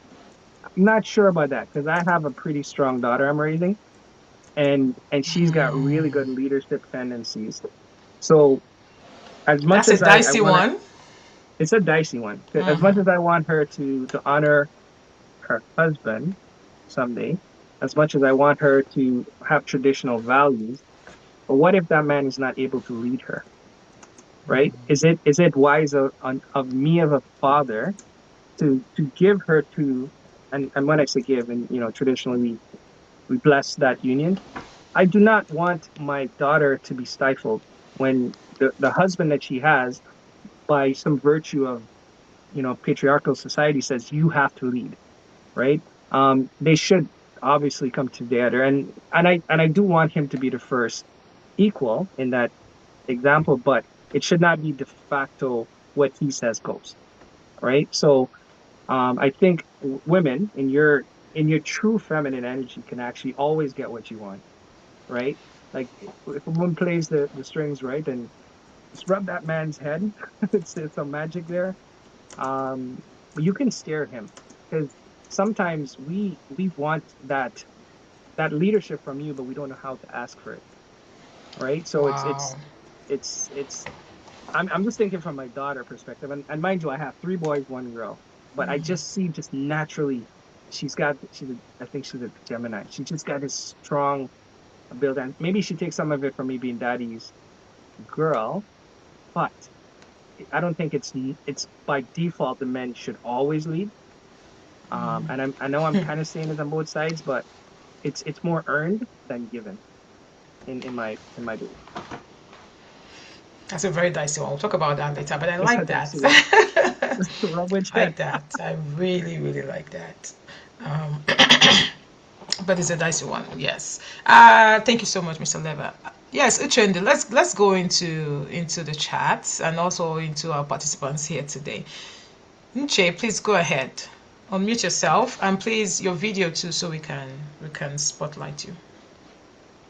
I'm sorry, I'm unable to turn on my video right now. Okay, all right, no worries. On something we had talked about like the men had highlighted a few things in the chat in regards to like every man having his usefulness, and no matter sometimes like whatever we continue to look at is what grows. So if I'm looking at everything he's not doing right, oh, he's constantly not doing this, he's not doing that, he doesn't get this right, then we kind of miss out on everything else he's doing right because we're That's so true. focused on the things that he's not doing rather than the things he's doing. And that tends to deflate people, be it a man, be it a woman. If every time I'm nitpicking on everything you're not doing, you feel unseen, like, okay, but I'm doing this and I'm doing that and I'm doing this. And you never get to compliment those things. So there was this book I had read. I can't remember the book right now, but it was saying something about rather than criticizing in the moment when you see something to criticize, why not find something instead? Retrain your brain to find something instead to compliment the person on and change the atmosphere instead. So it is sometimes our default is finding the wrongs and talking about it. And when we see the right things, we don't even get to talk about it as often as we talk about the things that we see wrong, making the person feel like you're playing into, oh, I never do anything right. So for anyone, a man or a woman, feeling like, I never do anything right, eventually, even the ones you're doing, it might start to dwindle because you just feel unappreciated, man, you just lack the motivation to want to do other things. Now, on what Levar had said in terms of like having a daughter that is a great leader and everything, and that is amazing in itself. But like what I'm going to bring in here now is to see the spiritual perspective of this, she being a leader. Number one is she already knows who she is, and you can already see who she is. So part of your duty right now is to train her to be able to spotlight the type of man she's supposed to be looking for. She has to find a leader, someone that can lead her, someone she can submit to. Because if she's not going to be submitting, she has no business going into that union to begin with. Because you cannot keep two cows on a. So it is, you already know this is who you are. Then find the person that is most compatible with you, someone you know you can trust his leadership and you can submit to his leadership. You don't go and pick up a John Doe on the street and say, hey, come and be my husband. And then we'll figure out whether you'll be the leader or I'll be the leader because I don't know whether you'll be able to lead me properly. No. She has to find that person compatible for her and be willing to be able to submit that leadership to him as the head of the home. Now, this is not to say that she's not a leader. She is still a leader. She's there to play that supporting role to him according to how God has said to best support, to be a helpmate to him. And then in other contexts, like in, say, like her workplace and everything, nobody is saying, oh, go to your workplace and go and submit to the men there. No, she can go into that space, she can lead and she can be the leader wherever. But inside her home, it's a very different story completely. You cannot, you can, no. The man has in place as the leader, the woman has in place as a helpmate. Now, people underplay what a helpmate is because a lot of women, like every man has his button. I keep saying this thing. Like I say this and I say this anyway that here. Every man has his mumu button. Levar, mumu button being like every man has that key that you can turn. Let them tell us how their Momo It button is today. like everything is starting in the right way. And you need to know what it is to your husband's heart. You need to find those keys. So every understand that, like even to your even your wife's kids and everything, you know if she's upset, what do you do? What do you say? How do you come back to her? That will be that thing that will just turn her. Some people is like, oh, I go and buy you food from your favorite place. So some men is sex. Some people it is like, okay, let me take you out. Some people it is money. Find that thing. That the moment I do it, there's some food I'll cook like this. Like as soon as my husband sees it, before he eats that food, they're like, please, what are we negotiating today? Because this one is more serious. But like we can laugh about it and banter about it, but they're just things that will make someone know that okay, this person wants my attention. This person knows that they've hurt me. This person is like an apology language of some sort. So we all know this, but sometimes pride plays a role. We do not want to play into that. We are too upset. They're just different things that happen, and everybody maybe feels like maybe I've been taking for like sometimes we always have to ask ourselves in every fight, do we pour gasoline inside or do we want to pour water in it? So if I'm coming into like, okay, I want to make amends, leave offense on the side, leave certain things on the side. Like, how best are we solving this thing to make sure that we're all like not everything we even bring up in that moment. There are some things that are better left, and then later when the coast is clear, and bring it up because they're a bit more sensitive. I can go That's on a good and on. one. Like Yeah. there's this is just the things I can. So I Thank you so much, Nchedo. Really really want appreciate. to hop That's my in. big sister, just in case for some of you. Thank you, Nchedo. Lever, please, yes, please go ahead. Yeah, really wanted to hop in and say, and Chida, I value everything you just said, and I actually wanted to add a quote that was brought to me by actually one of my clients a while back that I think really drills to the heart of what you're saying. Where your attention goes, energy flows. Where your energy flows, things grow. What are you growing? So when you think of your relationships, where are you putting all of your attention, right? So if you're looking, like you said, if you're looking at a negative, um, negative will come of it. Correct. And hopefully, Onoma, maybe you share that out later on. But if I think that would be a really good takeaway for all of us, depending on where we want to put our energy. But what you look for, you will find. So I like that one. I hear that one a lot from a lot of older couples. Whatever you're looking for, you will find. And I like that quote: "Where your attention goes, energy flows. Where energy flows, things grow." What are you growing? Permit me to just Mr. Stefano, do you want to ask your question? I can see you say you have a question, but if if yes or if no, I'll just read. Just wait for you. I'll Yes, read from. Okay, go ahead. Sorry, okay. our panelists, don't raise your hand. Please Good, put it down. okay. Yeah, good evening, everyone. Good evening. And thank you, Onome and the panelists for always showing up. Okay. And I'm happy that we're discussing real issues. Um, yeah. So I have this question, and it seems that this conversation is what is now probably going around on the streets of social media. Okay, so I've been able to hear people call out some certain situations or call out a pattern and all that. So one of the things that I picked from those conversations is that was a comparison between Nigeria, okay, and diaspora, okay. Okay. So the conversation is this: someone is saying, or the argument was now centered around divorce, and the argument is it is more difficult for people living in Nigeria to divorce their spouse, okay, comparable to diaspora. And this argument was being backed to say, okay, because in Nigeria, the man is being seen as the sole provider. So the man does everything for the family. And because the woman is not bringing so much to the table, okay, the woman somehow sees this man as a lord, okay, and somehow is submissive to the husband, okay. Then mirroring it to the diaspora, the argument on that side is because this woman has now been enabled, because this woman is now making money, because this woman is now feeling capable. So that in a way pushes her up to start feeling that, oh, I can actually start doing without this man. I actually don't need this man in my life.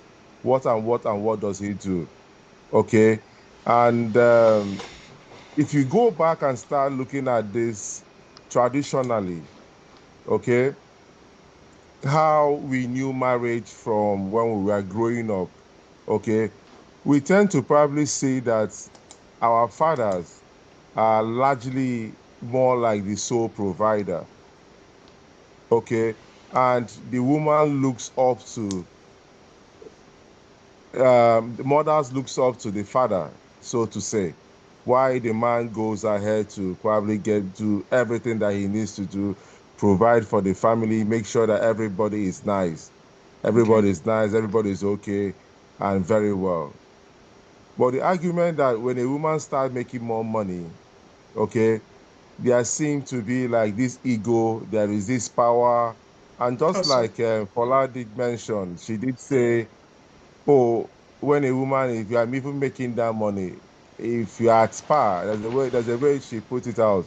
She said, even if you are at par, you should still be able to find a way to calm down and know that, oh, this man is your king. Okay. There seems to be some kind of correlation. So the big question for us today will be, women, how do we navigate through this? Okay, when we are making this money, when we are feeling capable, when we are feeling more, what do we do? How for men can easily do this. Men can easily adjust, become flexible, that is the life of a man. Okay. But for a woman, when you are making all this money, when this money start coming, how are you able to still comport yourself knowing that this man is your king?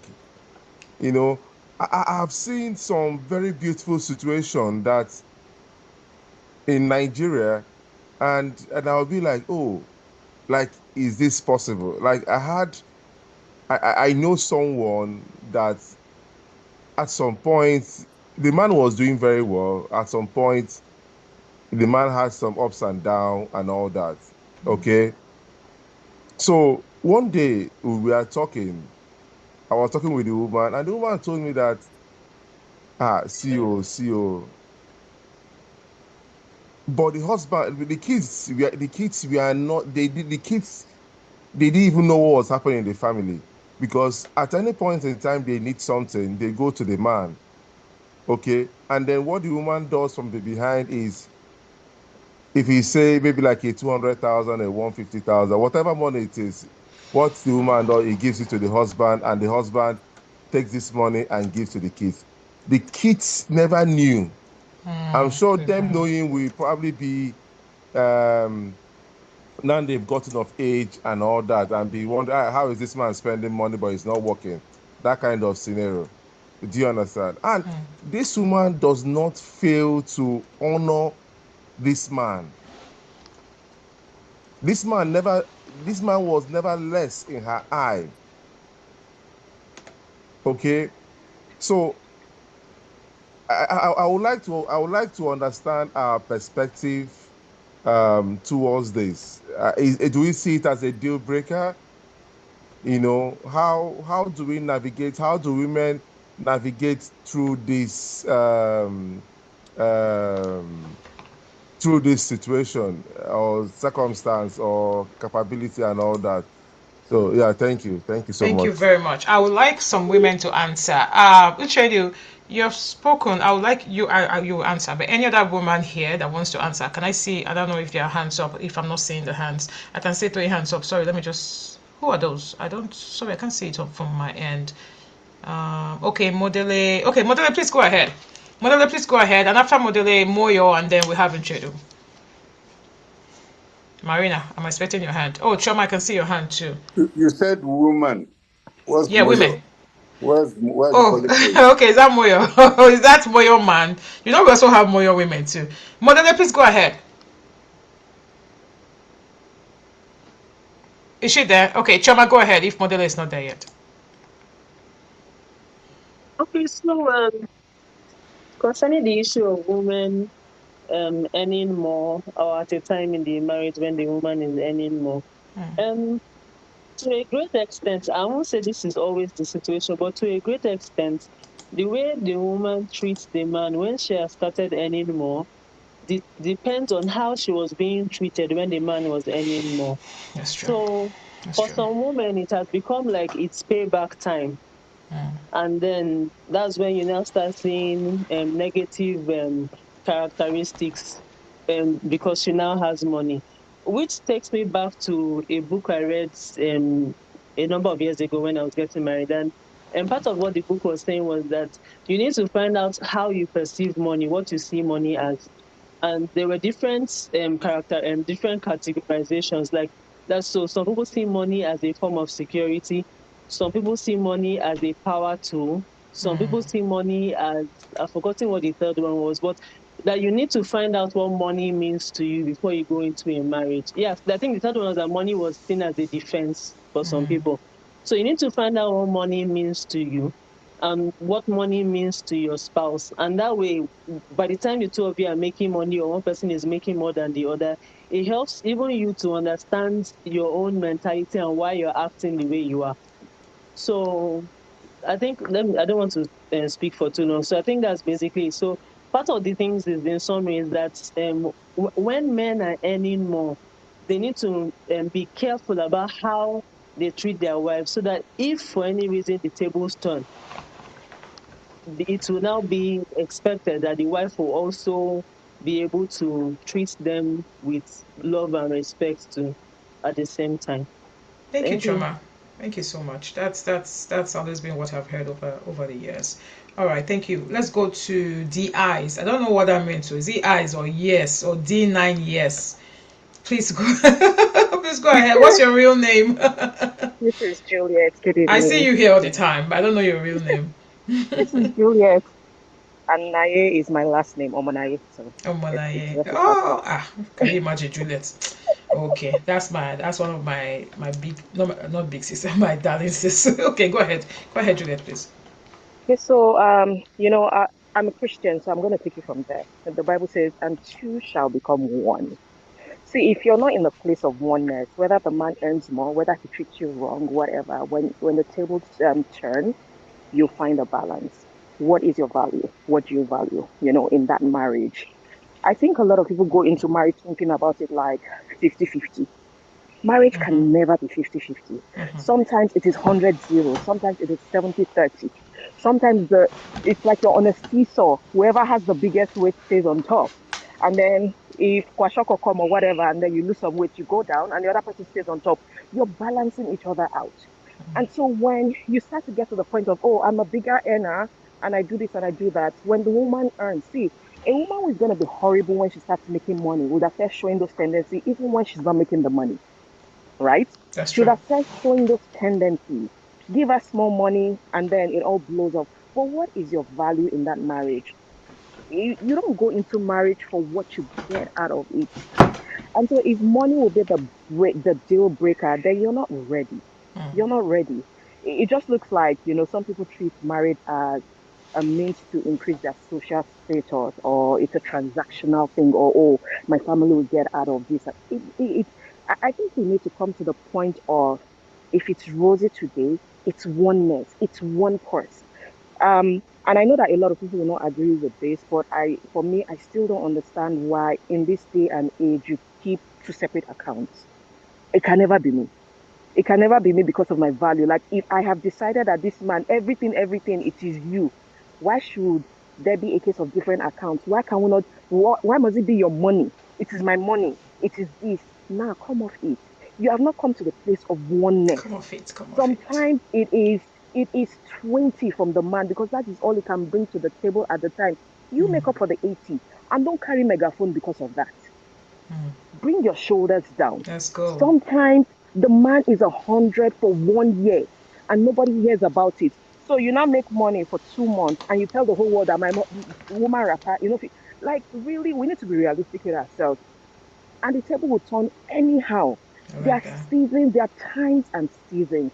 Woman, rise up to the occasion. Man, also rise up to the occasion. When you have it, do not lord it over the woman. Woman, when you have it, do not make it feel like, yes, I'm the head of this family. Sit down there. I mean, after all, I mean, they butter your gari.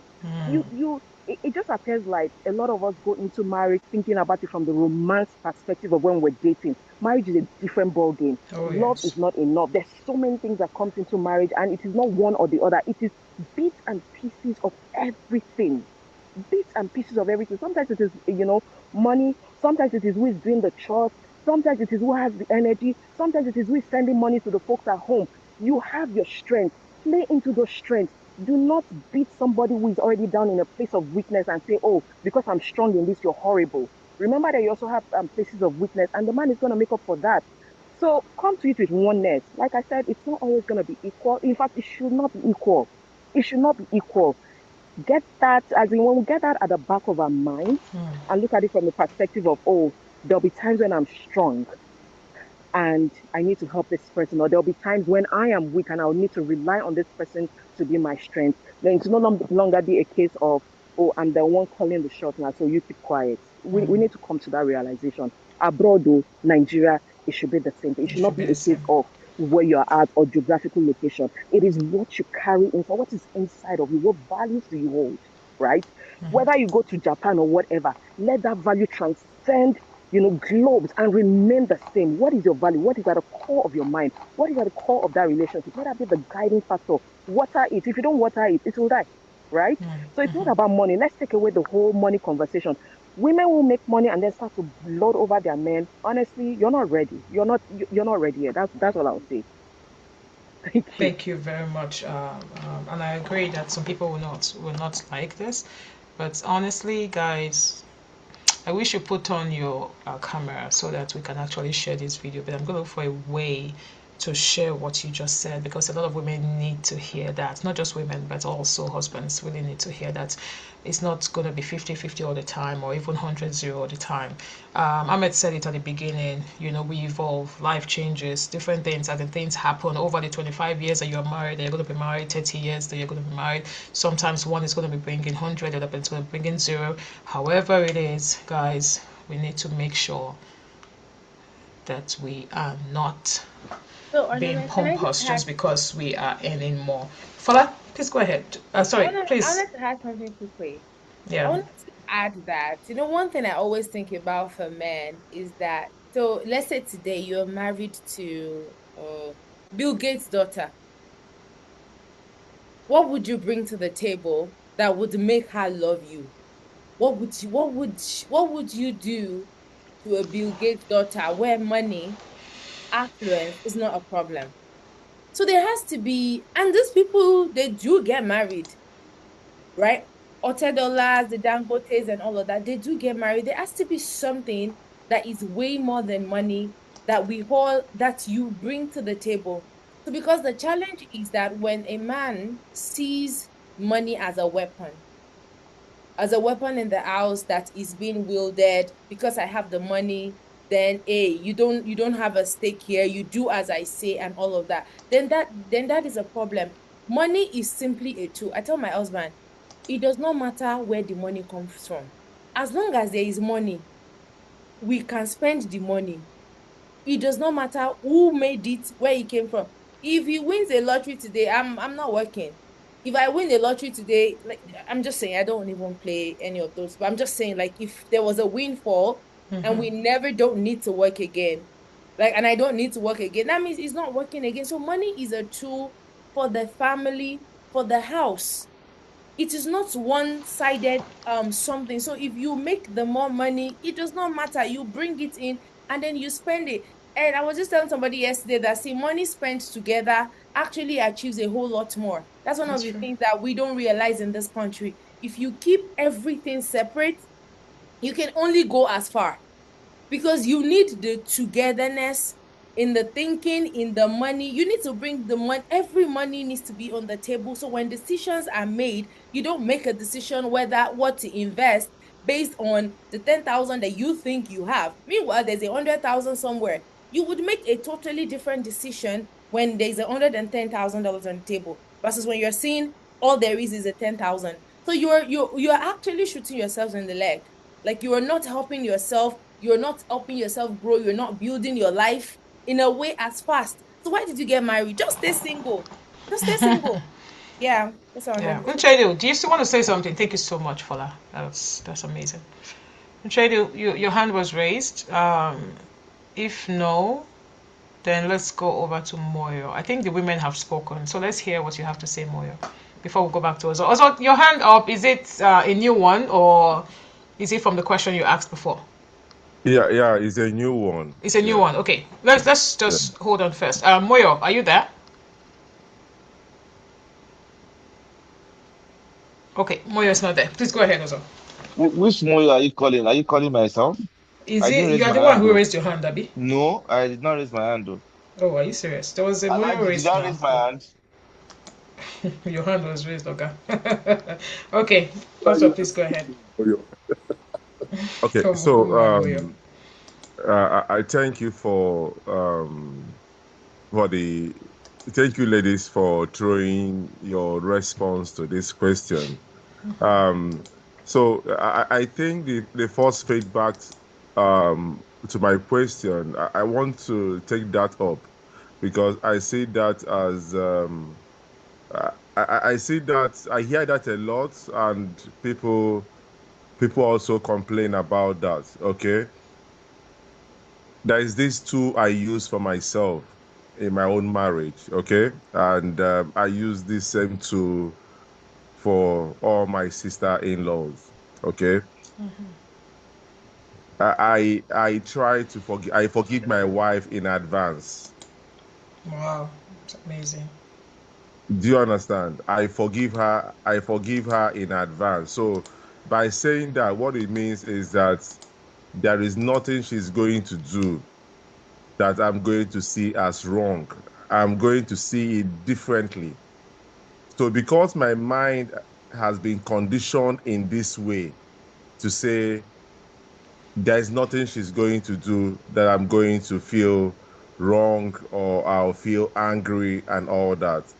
And over time, it has also been built in her too that there is nothing I am, whether I'm wrong, whether I'm right, she's my number one fan. Okay. So this too clearly takes away all this grudge. Like somebody say, okay, when he was making the money, how was he treating the woman? And now he's time the woman is earning more, the woman is now capable, so it's a payback. So when people say things like that, it shows where they are coming from. It shows that the center is not holding, which is there should be that communication, there should be this love. But when this communication, this love and other attributes are not there, then yes, you start seeing that wrong. Okay, like the way I see Onome, there is nothing Onome will do now that I'll probably say, oh, but I will only start seeing Onome in a different light when my mind has taken out that conditioning or that adaptation. So we need to really, go back to the fundamental.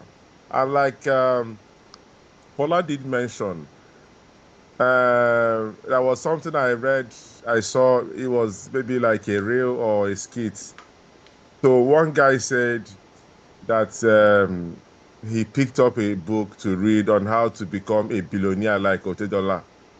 But when he picked up that book, he found out that the first chapter was saying that Otedola did not start from Nigeria. He started from UK. He closed that book. What a nonsense talk. Do you understand? But somehow, like, yes, we can't, like, most of us or some of us are not coming from that affluent background. So if we are not coming from that affluent background, what has worked for the likes of Ote and Dangi and all the rest of them, we can't really, at that level they are, money is no longer a problem for the children. There has been a trust that has been built for a legacy funding for these guys that, see, you don't need to do anything. Even if you do, just try to be okay. You have money for the rest of your life. You understand? So money is not on the table. What is on the table is how can we enjoy ourselves? Can we go on a holiday? Can we do this? Can we do all that? So it's just an entirely different conversation. And an Ote daughter is not talking about, let me migrate to Canada or migrate to the US to go and be looking for a 9-to-5 job. Do you understand? Yeah, you say, I'm just migrating. I just want to, I want to feel this culture. Their reason for doing things is quite different from ours. Okay? We are doing something to say, okay, we want to get to this next level. They're already on that level. They are just enjoying, they are living life.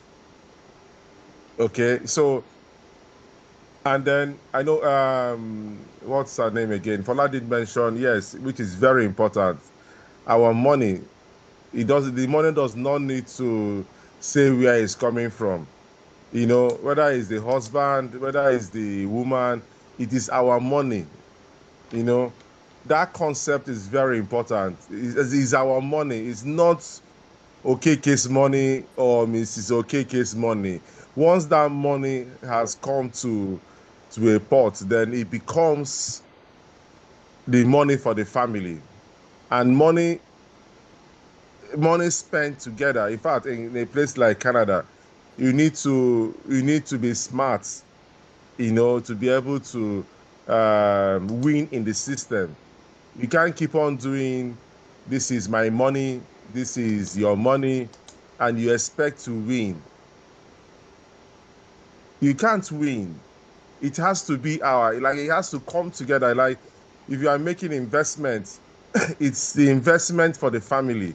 It is the investment for us. So men need to go back and start conditioning their mind. The women need to go back and start conditioning to their mind to say, it is our, not your or mine. I feel that will help solve some of the problems that people have in their family. Because I'll tell you the truth, you see, money is a big factor in family. Very big. Money. Do you understand? Let's leave all this shagera and all that love and see. Money is a big factor. So we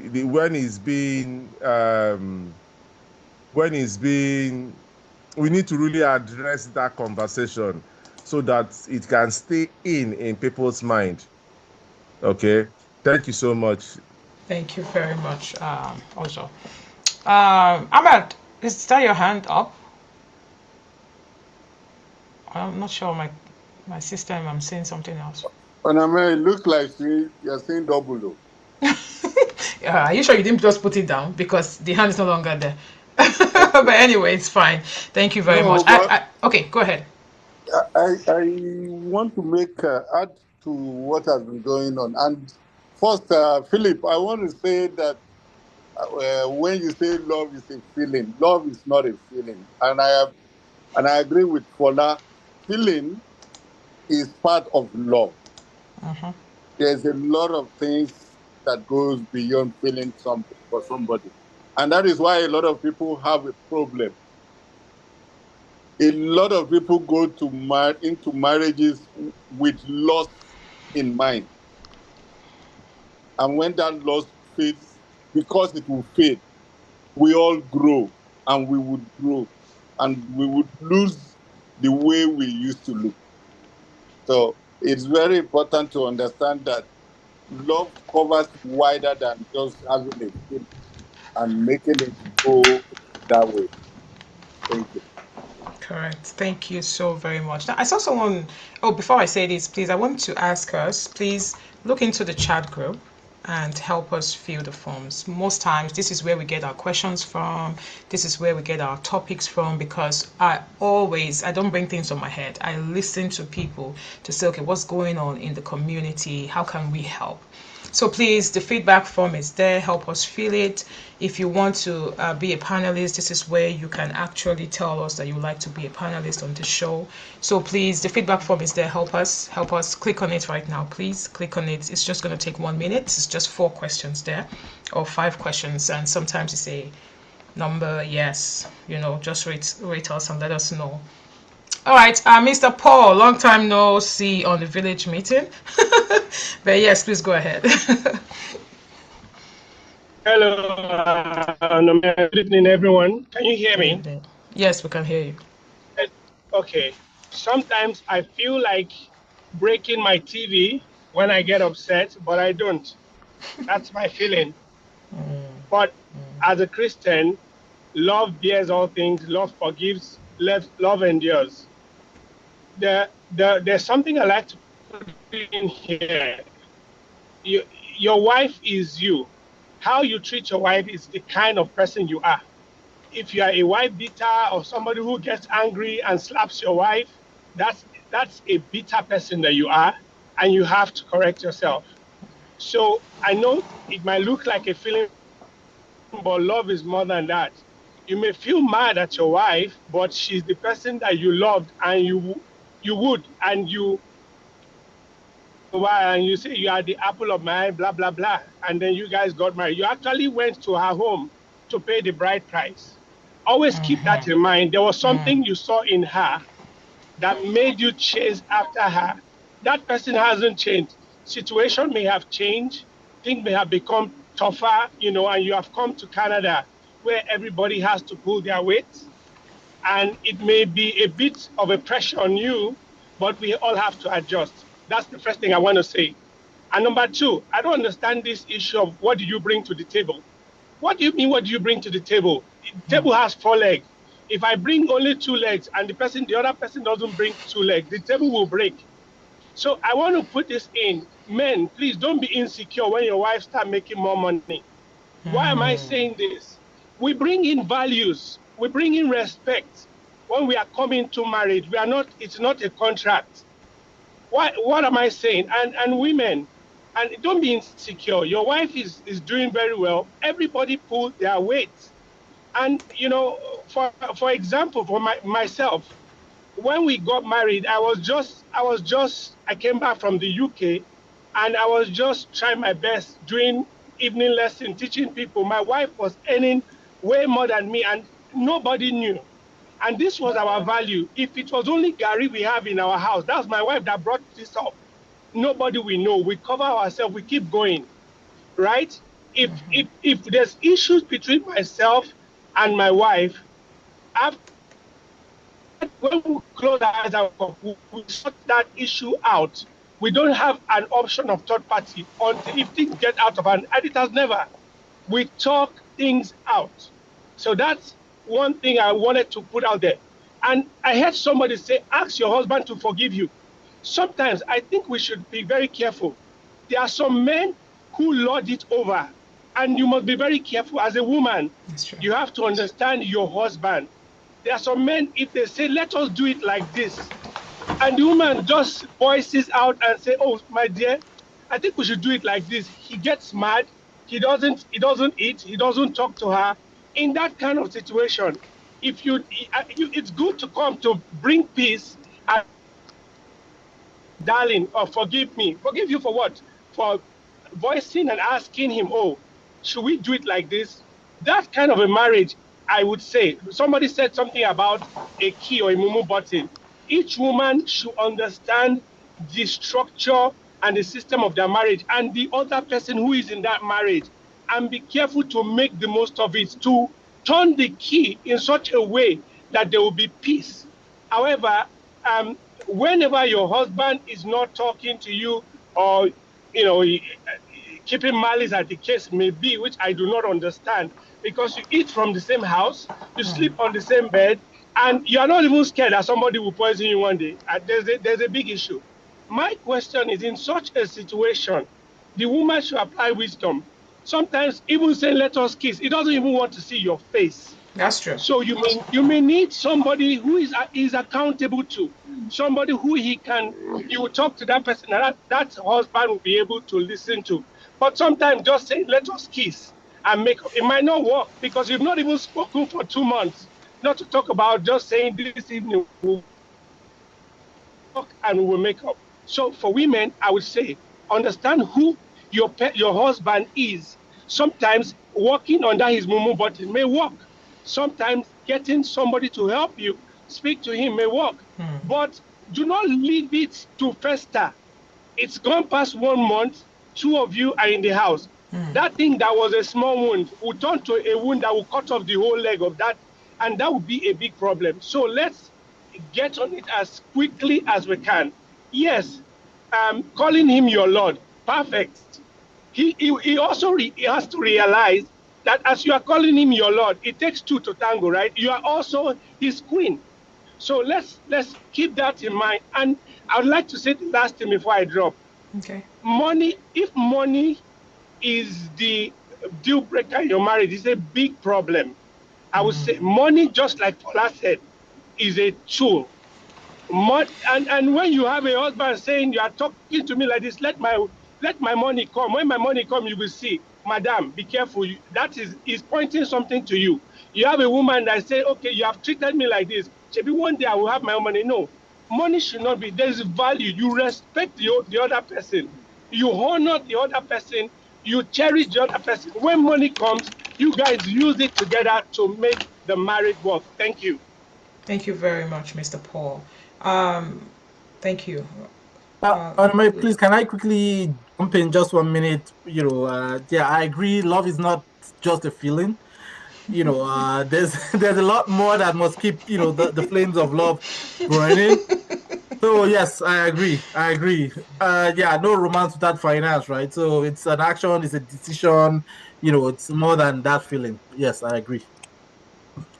Oh, you just want to tell us that you agree. That's so nice. I mean, like your wife won't have, I don't want to call her name so people won't know. She won't have issues with you at all because you agree very, very fast. Thank you so much, Mr. Philip. Lola. Oh, Lola. Please go ahead. Lola is here today. Please go ahead. All right. Hi, everyone. Good evening. I'm not going to turn on my camera, by the ways. It's already late here. Don't worry, we know who you are. Good evening, everybody. So I've been very quiet and just listening, but I decided to just unmute to add a couple of things. Last weekend, myself and my husband were on a marriage retreat panel for a church. So we're the speakers. And honestly, some of the things I've heard today and some of the things I've seen in the chats and some of the questions that came up last week, really broke my heart. In fact, I haven't even posted about whatever we did last weekend because honestly, I had time to, what's the word, to like reminisce on some of the things happening with families here. And there's a big problem. It's a lot is happening. A lot is And happening, actually. one of the biggest things I see is we are, what's the word? We are refusing to learn and refusing to move forward and refusing to adapt. And like I said last week, my biggest problems are the next generation we are raising, because it's how do I say it? If some of us have the mindset we have, I only wonder how, the kids we're raising would what's the word? Would, move forward. What mindset they'll pick up? Yeah. There were three things I was going to touch on. The first one, where they're talking about someone saying the husband was not talking to her for 2 months, and people are saying go beg and whatnot. Typically, right, I'm usually harder on women, but I'm very sorry to tell you, unfortunately, a man who hasn't spoken to his wife for 2 months, when people are saying go and beg him, go and rub his head, go and do that, please, excuse me. And these things happen when people are not even accountable to anybody. I saw somebody else in the chat say her husband is, refusing to listen to anybody. He's had problems with her family. See, we have problems, honestly. Don't get me wrong. Moving to a new country, trying to adapt, a lot of things are going on. Do you understand? A lot of things are happening, right? But if you cannot even do things by yourself, seek professional help, which is what I told people last week, at that conference we went to speak at. And when I say professional help, I'm not even talking about your imam or your pastor. Many times, imams and pastors are not equipped. They're not equipped. You need to go for professional therapy. That's true. Because I'm a Christian, I live by the Bible, Holy Ghost speaking, tongue speaking, everything. But I will be the first person to tell you that sometimes it's not just by going to the pastors or going to your imams. You need to go seek professional help. But unfortunately, our people are not even ready to ask for help. There's a culture of shame. There's a culture of shame. The other thing is, I'm beginning to have a problem. I've always had a problem with this one, but it's beginning to surface a lot. The kind of friendships we keep. The kind of friendships we keep are a problem, especially in this Edmonton. And like I said, this is not because of this village meeting. I was at a conference last week as a speaker, and my heart broke. You can't have friends that are seeing you struggling, and you guys can't sit down together and, organize yourselves without it being the That's talk true. of the town. Many people are doing friendships that they don't have trust in each other. I'm just telling you the truth. We're doing friendship, but we cannot. Paul has problem. He cannot say, Lola, this is what I'm going through. And then Lola will sit down with her husband and say, Paul and wife, let us discuss what is going on here. What can we do? Without Lola and her husband turning it into a cinema movie for the whole of the town. And then we're doing friendships. We're joking here, guys. We need to help each other. We need to. There's a problem.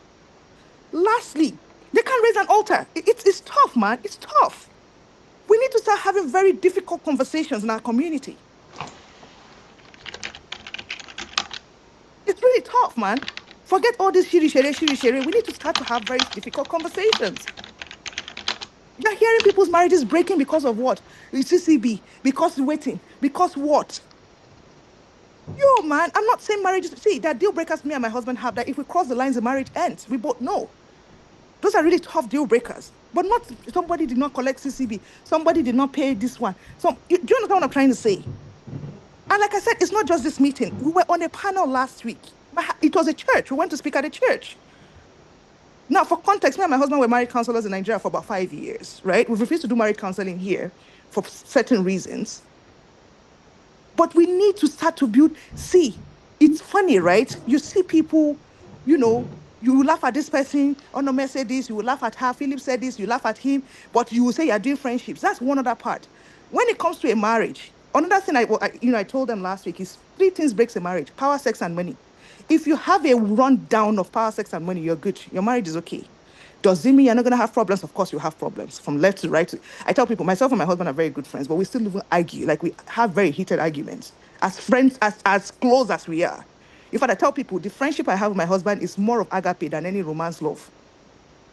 Which brings me to my third point before I leave this space. Many people I've seen in our community deal on the Eros love. You guys know what Eros is, That's right? true. Eros is the romantic love, and people forget to build the agape love. This is is what I was saying last week. So Onome will have a best friend who is a lady, and she knows everything about Onome, but Onome's husband doesn't know anything about Onome. Now, do not get me wrong. It is great to have great friends. I have great friends, both sexes, men and female, whatever. But your husband, in an ideal situation, your wife should be the person who knows everything about you as against an outsider. So I was giving an example last week. I'm tired. I've been stressed at work as a man, for example. My boss has done all sort of crap, but I'm telling Philip.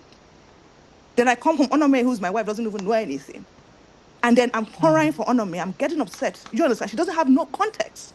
Or Onome has had a bad day as a woman. She's told Fola, who is her best friend, but Philip, who is the husband, has no clue. Do you understand? Are you seeing how things start to become a problem? We need to build the agape love, build the friendship love. Forget this Eros love. Forget this Eros love. And not, don't get me wrong, Eros love is very important, my people. It's very important. But I'm a Christian, for example, and I was reading was it First Corinthians or what was it last week when I was talking to them? I don't have my sheets here. And I was saying that, you know how Jesus likened his love for the church? That is how a marriage should be. And I read the part where, they always say, women submit to your husband, wives love the church. And I read the part before that part, which says, both of you should submit to each other. They don't read that part in most churches. That's true. They focus on the woman submitting and the man loving. Read the scripture before that. It says submit to each other. Submit to each other like Christ submitted to the church. When you submit to each other, when you guys have a solid foundation, all this, whether this person has more money, listen, a man and a woman getting married are one. Again, what's the word? Disclaimer. If you're in an abusive relationship, I beg you in the name of God, please, this does not apply to you. Go seek professional help. If you're in a sexual abusive relationship, emotional abusive, infidelity, it's not forgive, I rub your head, that will not work. Go to professional therapy. But in an ideal marriage, right? We should be able to see ourselves as one. It doesn't matter. And I had to teach them last week. Have a budget for your family. The Dada family, this is the budget. There is mortgage. How much is food? How much is this? How much is that? How much is that? The money that comes to the Dada family is one. It is not Alaji Sani's money or Mrs. Fola's money. It is one stream of income as one people. But we see people now who are still saying, after 10 years, you're still doing, my money is for me to buy human hair. His own money is for him to go to Mexico with the boys. Honestly, there's a problem here. And we can't keep having these meetings if nothing is changing. Oh, no, there's a problem here. Yes, there is. We must do something. So please, I hope all of us that are here, how many of us, maybe 80 of us, can even become ambassadors going forward, which is what I taught them last week too. If all the families who were there, about maybe 50 families or what, took the message from last week, work on themselves, become ambassadors, then the light will continue to shine. In fact, in recent times, I've gotten so tired. If you notice, I don't even put my mouth in anything anymore because honestly, I am, what's the word? For lack of a better word, I'm done. Because sometimes you don't even know where you want to start from. But please, I'm begging us. If we come next village meeting and somebody is still saying the husband is not talking to her in 2 months.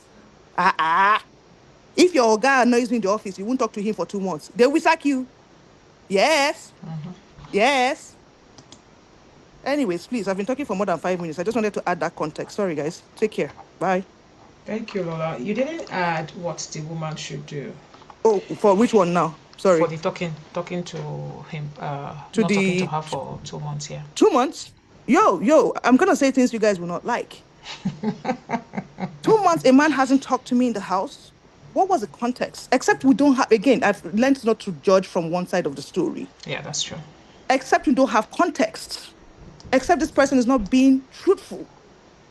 But as far as there was no infidelity, there was no crime, there was no shooting range, what could she have done that you would not talk to her for 2 months? What the freaking heck are we talking about here?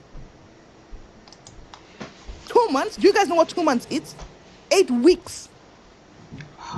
Can you go to work for 8 weeks and not talk to people in your office, no matter how annoying they are? And he's the head of the home. Please, whoever that person is, I don't know if you people have pastors. I don't know if you have imam. If you are reporting and he's not doing anything, you will have to break the silence like, guy, are we doing this marriage or not? Have you checked out? It's okay. But you can't keep me in a perpetual happy place of rubbish. And they are saying I should come rub your head again, except this person is not telling us the truth. Except this person is not telling us the truth. Except there was infidelity. Except there was maybe a shooting crime. Except there was something unforgivable. Haba. Look at somebody else in the chat. Just put it there. Her husband has not talked to her for how many days? Why? Are we children? Now, don't get me wrong. Even me, as I'm preaching like this, there are days where I'm really upset with B. And I don't talk, like, I think Fola was saying it, that she can't stay without her husband for 5 minutes. That's how I am with Usola, ideally, right? Like, I always want to talk to him. It doesn't even help that we work from home most of the time. So we're in each other's space. We've been working from home for more than 5 years. So it's hard. If we don't talk to each other for an hour, it's as if Armageddon has fallen. But there are times, I'm telling you, and I'm going to be very truthful with you guys. There's still times where I can't regulate myself. As much as I pride myself as a very emotionally, intelligent person and a very regulated person, there are times where I'm really upset and I can go for hours. I can go for a whole day and not talk to him. But 2 months, you guys, 2 months is how many days? 7 times 6 weeks is how many days? Is that not 42 days? 2 months and 60 Are we? 60 days. I'm Sometimes sorry, 60, I not go sometimes school. Make 61. una no verse. I not go school. That's I fine. went to night school. But you understand what I'm trying to say? So in this case, honestly, it's not about rub his head or whatnot. Just today, if you are on this meeting, madam, except you didn't tell us the truth. Well, I'm assuming on my part, there's nothing like all of those things I called. Go to him. Good evening, sir. Kindly let us have a discussion here. Are we moving forward or you want to keep him quiet? Except you did something we're not aware of. Please. But if it's like maybe you annoyed him, you did one thing, you did something. Do you understand what I'm trying to say? Please. We can't do all these things we're doing. Yeah, and it's affecting our kids. Many of us are not even going into the root cause analysis of many things happening in our community. Tomorrow we start shouting they are being racist to our people. They are doing this. Children are suffering in schools. I take time off to volunteer at my kids' schools a lot. You can see children and know they have a problem from home. Forget all this Chiritinkai work we're talking here. And many of these issues are from home. We think children are not seeing. They are seeing everything. A child will see the father has not talked to his mother for 6 weeks. Most likely that woman is dumping her emotional burdens on these children. Then she starts to take them as their own people, as her own spouse. There's a problem here. And like I told them last week, this is why people will get married. Mother-in-law cannot leave children to have peace. Father-in-law cannot leave children to have peace because they are emotionally tied to their kids. You can't, as adults, we're having anxiety, what separation anxiety. People think separation anxiety is only for people in daycare because we're not setting the foundation right. I'm so sorry, guys, but honestly, like I said, if I have not even recapped Onome from the speaking event we had last week. That's to tell you how this thing weighed on my head. Like I haven't even talked about it. And then we're saying these things here. And we'll come again next village meeting. Somebody will tell you that the husband has not spoken to her for 2 months. It's tough, man. A woman is not a man. A woman is not a man. No matter, I'm more masculine than feminine, right? I'm an alpha female. I'm a type A. I'm a choleric. But even at that, I'm still a woman. Even at that, I'm still a woman. Most of you who know me, I'm not very feminine, in quotes. Like I said, I'm a choleric, I'm a type A, I'm a first child, I grew up under a military father, I went to military school. The way I think is not even ideally the way most women think. But even as that, I am still a female. You can't not talk to me for 2 months. What the freaking heck are we talking about here? Has he not talked to his male friends for 2 months? And please, if you have friends here and you are seeing your friends doing nonsense, both women and men, please be talking to your friends. Forget all this friendship we're doing and we're calculating how many houses we have and how many cars we are driving. Is that what friendship is? Yeah, have you bought house in Leduc? Have you bought house in Beaumont? And your friend is suffering. Your friend has not talked to his wife for 2 months. How many human hair have you bought? Your friend does not know how to appreciate the husband. There's a lot we need to do. Oh. There's a lot of work. I'm so sorry, guys. I'm really a bit upset this evening, but there's a lot of work. And please, my chat to you as you leave here, like I said, if we even start to help each other, maybe we will go further. All this friendship, reevaluate your friendships. Reevaluate your friendships. You people will go for friendship trips. In that friendship trips, you can see that this person is struggling. Use the friendship trip to help your friend come out of the problem. No. When are you buying the latest GLK? When are you buying the latest motor? Oh, God will help us. It's well. It's well. The house is quiet. Thank you, Lola. Fire. Always. Yeah, always, always, always. Fire. You know, when we started, Um, I said it. I said, just looking at the questions that came in, made me very emotional. Like, how did we all get here? Why can't we just look past and sit down, solve these issues, and move forward? We're closing right now. We have done a lot.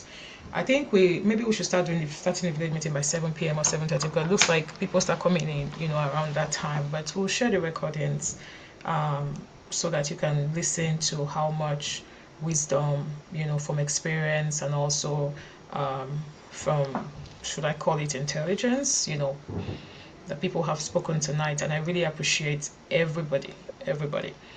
I am so sure. Okay, before I continue and round up, please can you help us feel this feedback from, please? This is very important. All these questions that we ask normally come from there, and sometimes when it even takes a month, I'm even, I'm impatient. I'm like, oh my God, when we'll be able to answer the questions, of these people? How people just come in, and ask questions that are really, really painful, and you wonder, oh, how's this person living? I just want to talk to the husbands here today. You've heard from everybody. You are the head of the home. This is not about blame. This is not about attacks. I know this is a Dear Immigrant Wives session, but please, I'm very sure that you are able to lead this to make sure that everybody's okay. Reach out to professional helpers. Like Omola said, maybe not certified yet, but trust me, she and B can do a good job. We have Mom and Dad's University, Olusheye and her husband, they are there. I am also a family coach too. There's a marriage conference coming up actually, June 26th and 27th. I'm going to be putting it here, for the next village meeting. Before then, seek help. I beg you, please. Don't suffer in ignorance. Don't suffer in silence. Don't suffer. It's not God's will for you to suffer. Don't suffer. If you know that it's too much for you, like Amola said, and I take that so seriously. What kind of friends do you have?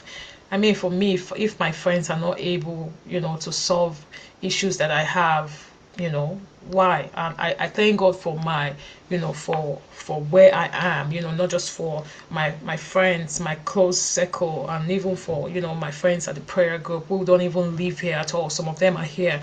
And that's a very, very good question. You need to help yourself. You need to stop being bitter. You need to stop, being aggressive. You need to put down unforgiveness. I mean, like, if the person dies today, come on, guys. If the person dies tonight, maybe you wake up tomorrow and the person is not alive by tomorrow when the person died in his sleep or her sleep. How are you going to feel? These are questions that we need to ask ourselves. Very, very importantly. It's really emotional for me. It's been from the beginning. It's emotional. It's painful. It's really painful, guys. Really, really painful. But I believe that there is help. Reach out to. You can reach out to me. Put my number there again. That's, some people do reach out, and thank you so much for reaching out. I'll put my number on the chat again. Reach out to me. I know some people that can help. They might not be counselors, but they were in the past. They might have taken some courses. Please reach out. This is very, very important. God wants you to be fine. I want you to be fine. We all want you to be fine. And like I said, I agree. We've been doing this village meeting for 5 years now. We come back with the same topic over and over. We are here talking, and people just go back and they're just, doing what they need to do or what they want to do. But I pray today that you have to be softened towards your wife and you have to be softened towards your husband. That is my sincere desire and prayer for you. So thank you everybody for coming. We'll be closing right now. Mr. Ahmed, I really, really appreciate you for always saying yes. Always saying yes. And thank you, Mr. Philip, for just jumping in and saying, yes, I'm going to do it. Thank you, Fola, for being available, being willing. You're amazing. Thank you so much. Dee, we want to talk to you. Yeah. Time is fast spent and tomorrow is work. But the issue that Dee brought up, I don't know, Dee, if you're desola or if you are, I don't know. But if you want to, I sent my number to you. If you want to please talk to us. Let's see. Okay, you have received it. Thank you. We will definitely talk about those issues that you raised up, and thank you for being vulnerable, and this is what we are looking for. I would have really loved us to talk about your issues, the issue here, sorry, but I mean, like, time is gone. I'm sure some people will want to go rest for work tomorrow, but I want you to know that you are in a safe place, and I will get across to you. Please send your number if that's okay. Thank you. Mr. Levar, thank you so much. Wisdom, the 6 or 7 seconds kiss? That one, I won't forget that one, even if I forget every other thing.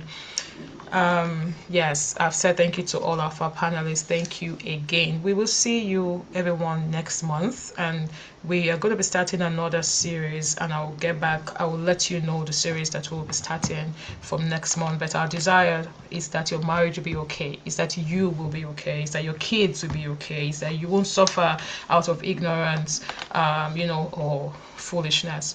Thank you so much again for coming. Have a fantastic month ahead of you. Help us fill the feedback form, please. Thank you. We have only 13 people who have responded, and we are 80 something on this call. Before you leave, please help us fill the feedback form. I'm going to post it again. It helps everyone. It helps us to choose topics. It helps us to know what's going on. It helps us to bring panelists on the show so that people, you can share your wisdom with us and tell us how it's been working for you. So help us feel it. Thank you. Thank you. We hope to see you next time. Take care of yourselves, please. Take care of your kids. Take care of your husband. Take care of your wife. Just go to your bed today. We are done, so if you want to go, you can leave. You just, on your bed tonight, you can hug him, you can kiss him, whatever it is you want to do. Say you're sorry. Can we start again? I've been there before. It's possible. Marriage can work. Okay? Thank you, Ayo. Thank you, Chidima.